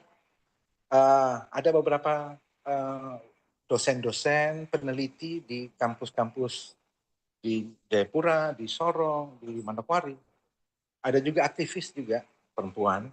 Mereka bergerak di tempat-tempat yang memang di profesi mereka. Nah dari pengalaman saya lihat itu, saya merefleksikan bahwa kadang-kadang kapal yang besar itu tidak perlu kapten yang hebat. Dia hanya perlu sauh, dermaga, yang dia bisa tetap menjaga kapalnya nggak kemana-mana. Jadi saya melihatnya ada hal-hal yang memang menjadi krusial. Betul tadi saya sepakat bicara soal isu itu di Indonesia bagian timur mungkin tidak ada habisnya. Indonesia bagian barat juga mungkin kurang lebih sama. Sehingga catatan kedua adalah mungkin buat teman-teman Konde dan Kabar Makassar, dalam ini Kabar Perempuan, itu bisa mulai menetapkan poin-poin untuk fokus kerja. Kalau semuanya diambil, tidak kemana-mana. Kita mending fokus, 1, 2, tapi kita lakukan. Dan karena saya ingat pengalaman di Papua itu, saya merasa alangkah baiknya jika Kabar Perempuan, Konde, sembari yang lain-lain juga, itu juga menjadi hub yang terjadi problem. Ada persoalan soal data-data narasumber yang tidak diperoleh dengan mudah oleh teman-teman jurnalis. Ada informasi soal jaringan teman-teman jurnalis yang ada di mana, apakah di Ambon, di Maluku Utara, dan sebagainya. Memang konteksnya memang agak ke timur ya, tapi harusnya tidak melupakan juga teman-teman yang ada di Indonesia bagian barat juga saya pikir. Karena terlalu lebar, pilihan untuk lebih fokus itu saya pikir jadi jalan yang terbaik. Tidak semuanya bukannya kita tidak peduli dengan semuanya, tapi alangkah bagusnya 1, 2 poin itu yang jadi kunci utama. AMSI tahun lalu itu pernah tahun 2024 pernah ada semacam gerakan kecil waktu itu, kaukus jurnalis perempuan, pemimpin media perempuan. Ada sekitar 18-an di AMSI. Anggota AMSI sekarang ada 500 sekian. Beberapa di antaranya itu jurnalis. Pemretnya itu perempuan. Jadi saya pikir, saya mau bicara juga nggak enak itu Kak. Jadi artinya akan lebih bagus juga fokusnya ke sana. Hanya di fokus tertentu saja. Soal kapasitas, soal penguatan di basis, saya pikir bisa kita pilihkan prioritas yang lebih pas dengan mana. Itu. Jadi ada 2 poin yang pertama itu. Terus yang terakhir lagi, tadi sempat disinggung soal proteksi ya. Nah itu kita punya kuhab baru. Kita punya undang-undang anti disinformasi rencana masih rencana. Dan ini ancaman besar. Dan kita akan bersiap ke sana karena tidak hanya buat media, ini juga bisa berlaku buat semua karena perspektif. Jadi apa ya? Ini Undang-Undang 2 itu adalah semangat dari pertempurannya itu adalah menguasai narasi publik. Narasi publik itu akan semakin digeser ke kiri ke kanan tergantung yang lainnya. Contohnya misalnya keonaran itu, delik keonaran itu bisa berbeda pendapat. Kata onar itu bisa berbeda dan itu akan menjadi sesuatu buat teman-teman, khususnya jurnalis. Jika kapasitas pemahaman itu tidak dipenuhi. Saya agak khawatir dengan yang itu, Mbak Insani, teman-teman yang lain, Mbak Lufi juga, karena apapun bisa terjadi. Dan itu tidak hanya soal secara fakta ini ya, tapi bisa juga dimaksudkan ke media sosial juga. Misalnya viral itu dianggap sebagai penyebaran secara massal. Itu juga bahaya sekali. Jadi mungkin di 3 hal itu akan lebih konsentrasi. Saya pikir terima kasih Mbak. Baik, terima kasih banyak Pak Felix, Wakil Direktur AMSI. Tadi ya sudah memberikan sejumlah masukan berdasarkan pengalaman beliau gitu ya, untuk dan juga catatan gitu ya, bagaimana supaya kita lebih fokus pada isu-isu tertentu karena ya kita juga sadar tadi sudah dibahas dalam diskusi ini ya, banyak sekali persoalan yang kita hadapi. Mungkin dari Kak Sani mau menanggapi dulu. Oke. Baik. Sebenarnya gini, saya punya cerita, Bang Felix. Saya punya cerita bagaimana membangun agenda saving. Jadi waktu itu ada kongres, kalau di Ambon itu ada Persatuan Gereja Maluku GPM. Nah, GPM itu seluruh pendeta seluruh Maluku terlibat di sana, Maluku Papua. Teman-teman perempuan yang pendeta itu gelisah. Kenapa? Strukturnya itu dominasi laki-laki. Terakhir Ibu Lis Marantika, beliau duduk sebagai wakil ketua GPM.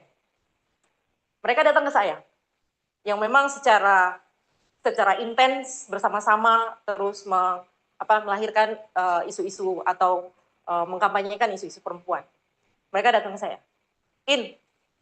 gimana nih kita bisa nggak mendobrak, itu GPM sedang kongres tuh, GPM sedang kongres di Gereja Maranatha. Mereka datang ke tempat saya, Lucy Pelo, Ibu Lis Marantika, dan beberapa tokoh gereja, perempuan, pendeta, kumpul di tempat saya. Saya punya kafe gitu, jadi mereka nongkrong di situ, lalu ngobrol.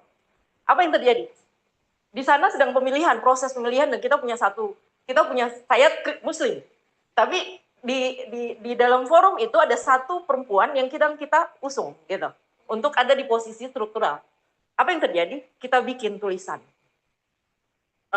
Lucy mulai mengerjakan tulisannya tentang bagaimana membangun paradigma baru di dunia gereja untuk memberikan peluang kepada perempuan. Pendeta-pendeta perempuan bisa duduk dalam struktural. Ini peristiwa 2022 kemarin, ketika proses terjadi. Apa yang terjadi? Saya sebagai media, karena mungkin mereka punya trust ke saya, kita ngerjain bareng-bareng untuk disebar atau dibelas ke semua media. Bayangkan isu apa yang bisa kita munculkan, bagaimana narasi yang kita bangun untuk mengkampanyekan seorang pendeta perempuan bisa duduk dalam struktural. Itu agenda setting yang kita bangun bersama. Saya Muslim, tetapi mereka trust bahwa saya punya narasi-narasi yang bisa membangun atau menghantarkan itu. Lalu narasi itu kemudian kita rilis ke semua teman-teman. Ada banyak saksi, ada Ibu Lisa Latika, ada tokoh-tokoh perempuan yang kemudian berelaborasi bersama untuk melahirkan narasi baru tentang posisi perempuan di GPF. Dan kita berhasil.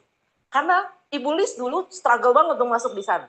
Tapi ternyata ini juga dilakukan untuk bisa menggolkan perempuan di sana. Dan itu yang kita lakukan. Bagaimana peran media membangun opini bersama, melahirkan sebuah perubahan. Itu yang terjadi di Ambon. Karena trust itu kembali ke trust, di mana mereka percaya kepada personil media mana yang bisa mereka bangun bersama-sama agenda setting untuk melahirkan sebuah perubahan. Saya setuju apa yang tadi Bang Felix bilang, bahwa perahu ini bukan soal siapa yang menakodai, tetapi siapa yang bisa menambatkan satu titik langkah untuk bersama-sama untuk maju. Dan Indonesia butuh itu. Begitu banyak Indonesia Timur butuh itu. Begitu banyak isu di Indonesia Timur, kita harus memetakan dulu mana sebenarnya yang paling penting untuk bisa tampil di kabar perempuan atau untuk masuk di microsite-nya perempuan Timur. Ini PR kita bersama. Jadi butuh barangkali melanjutkan apa yang Bang Felix bilang. Kita butuh lebih banyak pemimpin perempuan duduk di redaksi. Jadi ruang-ruang redaksi itu kalau bisa dinominasi oleh pemimpin perempuan supaya perubahan paradigma itu benar-benar terwujud gitu. Dan tugas teman-teman di Jakarta mungkin ya untuk bisa membantu kami, meng-guide kami di daerah untuk bisa melahirkan training-training baru tentang leadership di redaksi. Itu AMSI juga punya tanggung jawab besar itu saya kira. Itu aja. Terima kasih. Iya. Sebagai anggota AMSI. Baik, terima kasih Kak Sani. Kak Alia, silakan. Mungkin ingin merespon sedikit terkait yang tadi RUU disinformasi dan anti propaganda asing ya. Aku sepakat banget bahwa ini memang upaya pemerintah lagi-lagi untuk mengontrol narasi gitu ya. Kalau kita baca naskah akademik yang beredar terkait RUU ini gitu, jelas banget watak dari RUU ini apaan. Kalau kita baca salah satu dampak disinformasi itu adalah membuat resistensi masyarakat terhadap proyek strategis nasional, salah satunya. Itu eksplisit di naskah akademiknya, jadi emang kelihatan banget sasarannya ini ya memang untuk orang-orang, CSO, NGO, atau bahkan jurnalis peneliti gitu ya, yang kemudian menyuarakan, mengkritik proyek strategis nasional gitu ya. Apalagi kalau dananya dari asing masuk ke propaganda asing gitu, dan kita tahu wacana atau narasi-narasi antek asing ini kan narasi-narasi yang di-recycle terus-menerus ketika ada demonstrasi, lagi ada undang-undang yang kontroversial atau segala macam. Dan terakhir juga ada waktu kemarin Agustus protes kemarin ya, lagi-lagi mengemuka lagi gitu. Dan yang lebih parah juga aku ingin menggarisbawahi bahwa ada justru propaganda asing, atau kita nyebutnya biasanya FIMI ya, Foreign Interference and Manipulation gitu. Waktu Agustus kemarin ada pemberitaan dari Sputnik ya, itu mungkin teman-teman udah pada tahu juga, media yang dikontrol oleh Rusia gitu ya, yang kemudian bilang memberitakan bahwa demonstrasi di Indonesia ini diorkestrasi Soros gitu. Nah ini emang narasi FIMI-nya Rusia yang emang di mana-mana gitu, di mana-mana mereka kalau buat operasi influence operation selalu bawa-bawa Soros gitu kan, dan termasuk di Indonesia. Nah ini juga yang sebenarnya perlu diwaspadai gitu ya sama teman-teman jurnalis, organisasi masyarakat sipil ketika berbicara proteksi, karena lagi-lagi ada bentuk-bentuknya instrumen hukum disalahgunakan untuk kemudian mengkriminalisasi orang-orang yang kritis gitu. Mungkin itu sedikit dari aku, Anita. Oke, makasih Kak Alia. Dari Kak Mary ada tanggapan Kak? Silakan. Ya, terima kasih buat tanggapan teman-teman semua. Saya setuju dengan Bapak tadi, pembicara yang pertama, bahwa kita perlu mengangkat, juga memberi perhatian kepada film ya, sebagai salah satu bentuk edukasi publik yang cukup ampuh untuk lintas generasi. Itu juga menjadi pengalaman kami ketika misalnya mengedukasi masyarakat di sini tentang peristiwa 65, karena terlalu lama kita di brainwash dengan persepsi master naratif dari negara. Sejarah tentang 65 itu ditulis dari perspektif militer, dan ketika mengangkat suara dari mereka yang kalah dalam tragedi itu, kami punya pengalaman bahwa film-film dokumenter yang kami hasilkan justru itu cukup baik untuk edukasi kepada generasi muda, sehingga mereka dapat kesempatan untuk memikirkan kembali satu-satunya informasi sejauh ini yang dibentuk oleh militer dan pemerintah Orde Baru. Dan juga sepakat bahwa penting sekali mengangkat tema-tema di Indonesia Timur, supaya dengan begitu juga kita mendorong kesadaran publik tentang kesenjangan yang masih ada dan apa yang bisa kita lakukan untuk menuju cita-cita bersama, keadilan bagi semua. Dalam kerusakan alam yang luar biasa sedang terjadi, misalnya kami belajar dari kearifan perempuan adat di Timor, di Papua, persahabatan dengan alam. Saya pikir itu sesuatu yang besar sekali dan penting sekali yang dibutuhkan oleh dunia hari ini, karena modernitas, sikap kita terhadap alam itu sikap yang sangat eksploitatif, dan kita sedang memanen dampak-dampaknya, kerusakan alam yang hebat di Sumatera, Aceh beberapa bulan terakhir, ancaman sekarang di Papua dan di banyak tempat yang lain. Kerendahan hati kita dibutuhkan, dan kita bisa belajar dari masyarakat adat. Sekali lagi, tanpa bermaksud untuk romantisir, tapi ada aspek-aspek penghormatan, persahabatan dengan alam yang kita butuhkan hari ini untuk pertobatan ekologis, dan ini bisa menjadi bahan-bahan yang kuat sekali kalau kita bisa mengemasnya dengan baik, termasuk melalui film. Itu komentar saya. Terima kasih. Oh ya, dan yang kedua, Mbak, setuju dengan Pak Felix tadi, bahwa hal mendorong partisipasi publik itu butuh usaha-usaha kreatif kita. Banyak kali terjadi seperti itu, kanalisasi, fragmentasi gerakan-gerakan masyarakat sipil, karena agenda-agenda kita itu ditentukan oleh donor. Ketika ada program, ada proyek, kita kerja lalu lepas, dan penting sekali memetakan sumber daya lokal, bekerja secara berkelanjutan dengan masyarakat di akar rumput, dan ini juga uji coba kerja-kerja yang sedang kami lakukan di Nusa Tenggara Timur. Beberapa kawan yang gigih untuk kalau ada dukungan dari mitra sponsor kita terima, kalau tidak pun kita cari cara supaya visi kita, imajinasi kita tentang harkat martabat masyarakat Indonesia Timur itu bisa tetap kita gerakkan walaupun tidak ada donor. Dan ini saya pikir perlu kolaborasi yang lebih kuat di antara kita. Kerja-kerja kita tidak boleh dibatasi oleh karena program atau karena ada anggaran atau tidak ada anggaran. Terima kasih. Baik, Kak Mary.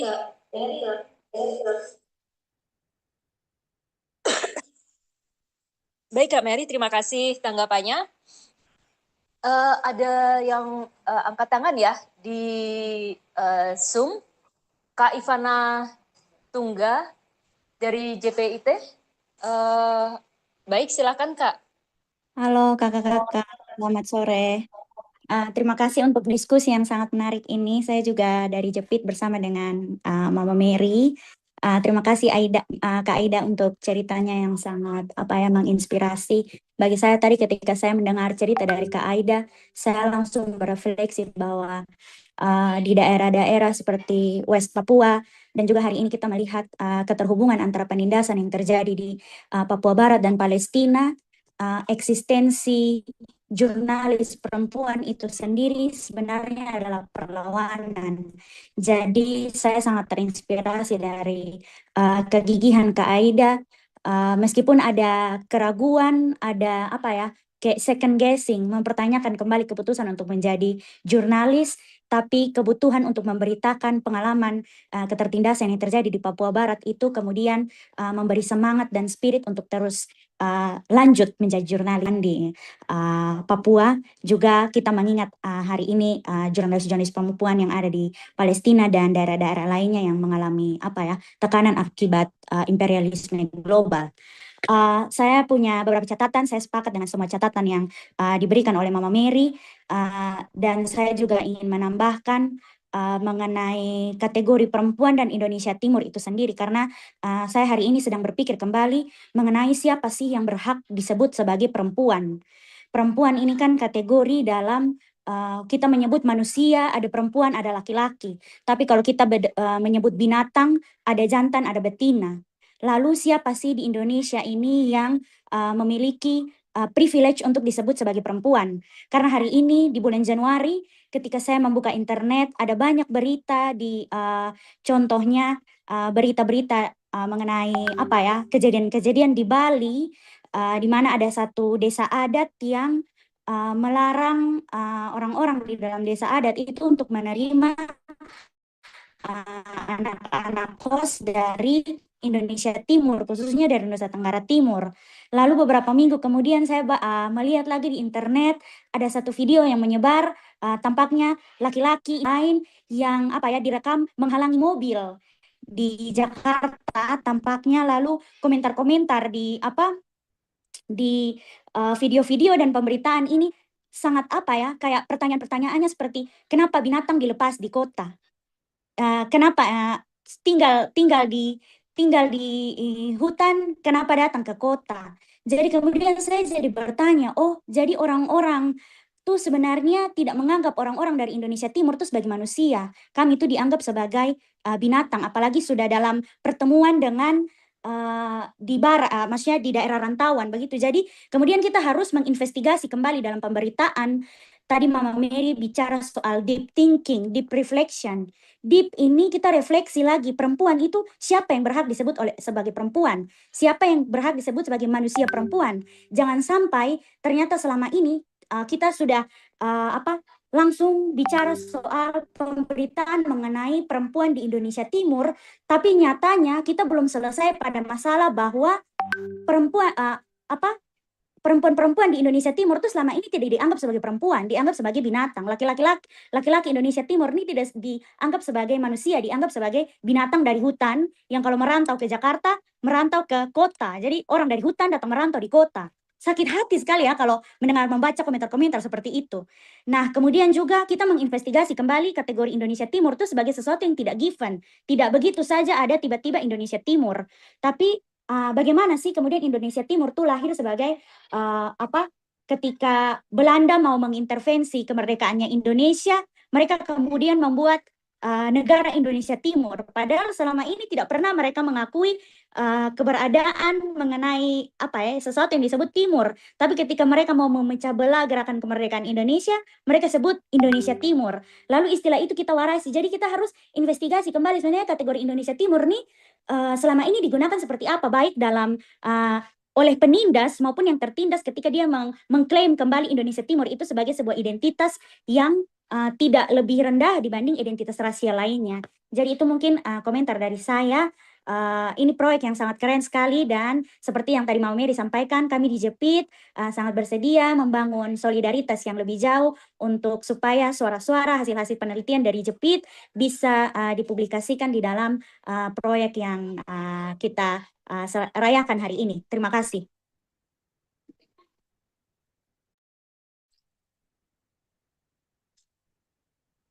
Baik, terima kasih Kak Ivana. Dari Jepit juga ya. Adakah tanggapan dari Kak Sani atau Kak Alia? Boleh. Oke, silakan Kak Sani. Di Indonesia Timur itu ada 15 provinsi, 163 kabupaten kota. Bayangkan dengan wilayah yang seluas itu, bagaimana kita bisa memetakan begitu banyak isu dan kasus yang terjadi di Indonesia Timur.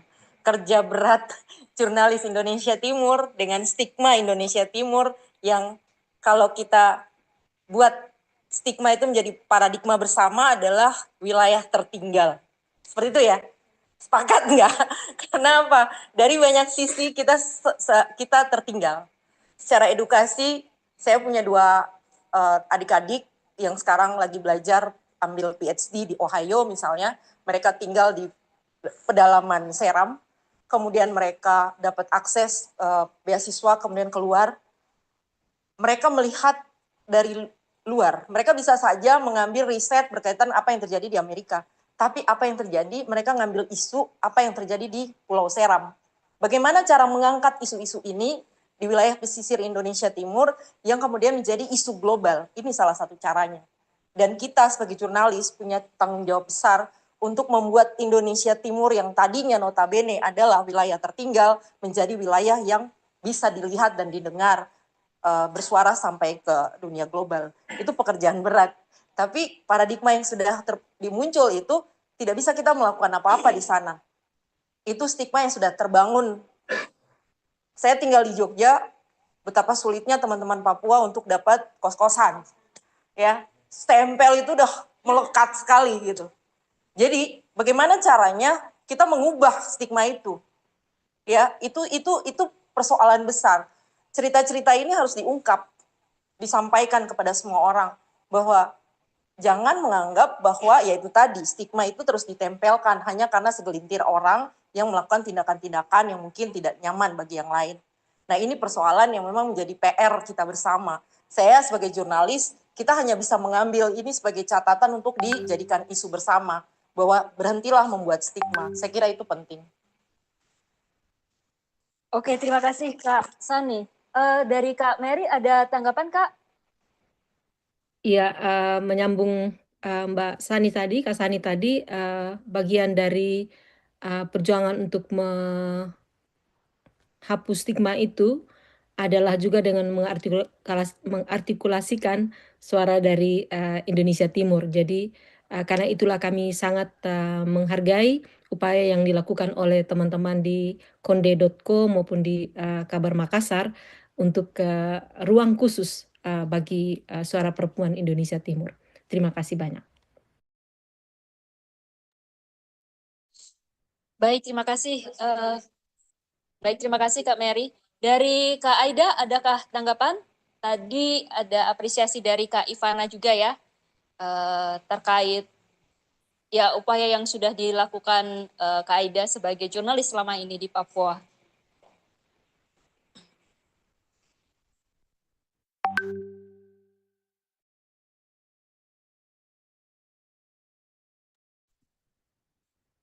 Kak Aida masih bergabung dan apakah ingin memberikan tanggapan?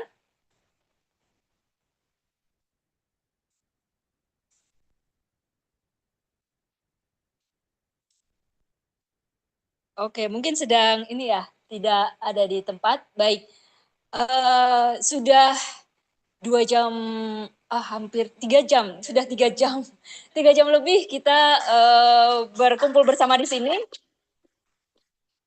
Dari siang tadi acara peluncuran sampai sekarang diskusi, ada banyak sekali insight yang sudah kita dapatkan bersama ya. Bagaimana kita mendengarkan pengalaman dari jurnalis-jurnalis perempuan yang tangguh di Indonesia Timur gitu ya, situasi yang dihadapi, stigma dan dinamika baik di lapangan maupun di ruang redaksi, juga persoalan-persoalan terkait disinformasi dan misinformasi berbasis gender yang juga masih kuat, yang menjadi catatan tersendiri. Bagaimana kemudian jurnalis itu juga punya peran penting untuk membongkar gitu ya disinformasi dan misinformasi yang ada, meskipun kemudian ada persoalan-persoalan struktural terkait infrastruktur dan ekosistem internet di kita yang masih, terutama untuk konteks Indonesia Timur ya, yang kondisinya masih buruk, bukan hanya secara teknis tetapi juga ya secara kebijakan ada upaya-upaya untuk menghentikan gitu ya, lewat ya tadi kita sudah bahas bersama-sama gitu ya, internet shutdown ataupun juga pelambatan bandwidth seperti itu, yang ini juga masih jadi persoalan kita bersama, termasuk juga peta-peta persoalan yang ada di Indonesia Timur yang kita juga melihat gitu ya, banyak sekali tantangan, tetapi juga banyak sekali potensi-potensi yang bisa kita bangun bersama, termasuk tadi ajakan-ajakan untuk berkolaborasi, bekerja bersama agar apa yang kita luncurkan hari ini, platform kabar perempuan dan microsite perempuan Timur ini bisa menjadi pintu masuk untuk bagaimana kita mendorong agar isu-isu perempuan, pengetahuan perempuan dari Indonesia Timur ini bisa menjadi menyebar dan bisa kemudian memperkuat dan mengikis informasi dan disinformasi dan misinformasi yang masih banyak terjadi. Sementara itu dulu dari saya Anita dan juga teman-teman dari Konde dan teman-teman Kabar Makassar berterima kasih atas kehadiran dan partisipasi teman-teman semua pada siang hingga sore hari ini. Selamat sore teman-teman. Oh ya, kita akan ini ya, berfoto bersama. Jadi baik yang di Zoom maupun yang di hadir offline. Nanti kita akan teman-teman yang hadir secara online lewat Zoom bisa membuka kameranya, kita akan tampilkan dan kemudian teman-teman yang hadir di sini bisa maju ke depan, kita akan berfoto bersama. Silakan teman-teman, kita atur posisi. Bisa dibantu teman-teman yang lain?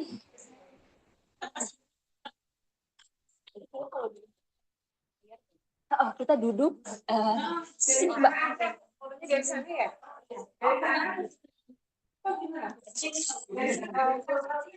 aja. Oke, Mbak Lucy, teman-teman silakan duduk. Nanti yang lain bisa di depan jongkok gitu ya. Yang muda-muda kita jongkok aja ya. Biar nggak nutupin ini layar. Karena teman-teman yang di layar juga ini mau. Oh gitu. Oh iya.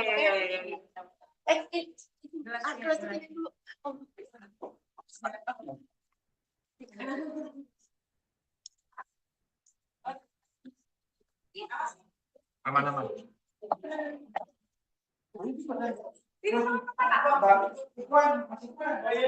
Ayo, silakan teman-teman maju ke depan. Yuk. Kak Nufus. Silakan. Kalau nggak dipanggil nggak ke depan. Kak Nufus. Yuk, silakan. Bisa duduk sini, Kak. Silakan. Saya berdiri ya. Silakan. Kok salaman kayak Kayak kondangan gitu. Ayo.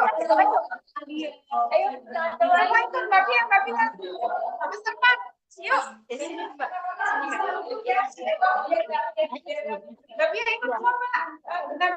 Nah, yang di depan boleh sambil jongkok. Yuk. Itu ibu aja yang ambil lagi ya, Chef.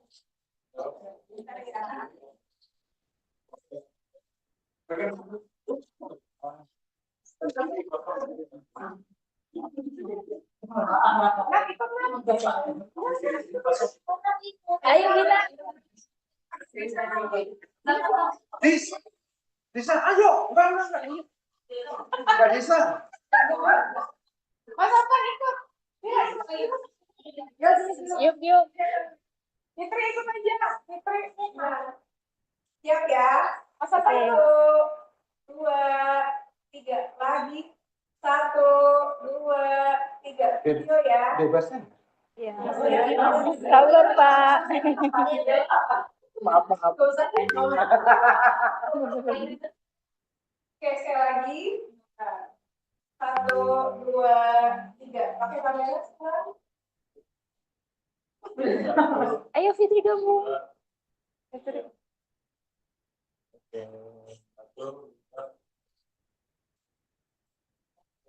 Oke. Makasih banyak. Ini dari sini kamu toh? Enggak, udah. Udah ya.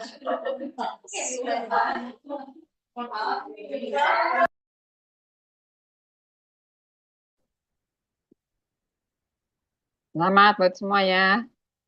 Baik, terima kasih kehadirannya. Selamat sore, sampai bertemu lagi. Selamat sore. Sore. Yes. Mbak. Selamat sore. Sore. Sampai jumpa ya. Sampai jumpa, Mbak. Oke. Cantik di sini.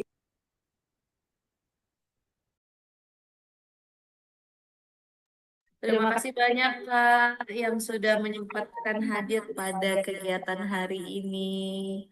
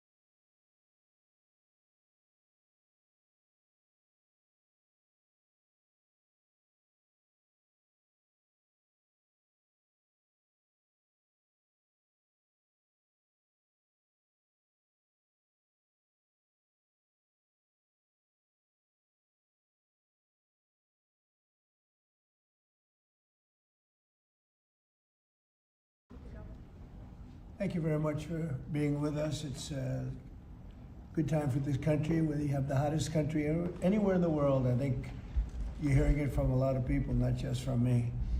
We're doing very well in so many ways. And the gentleman on my right, we recruited him. We tried to get the best person. We got a man that you'll hear in a second has done an amazing job with respect to Social Security.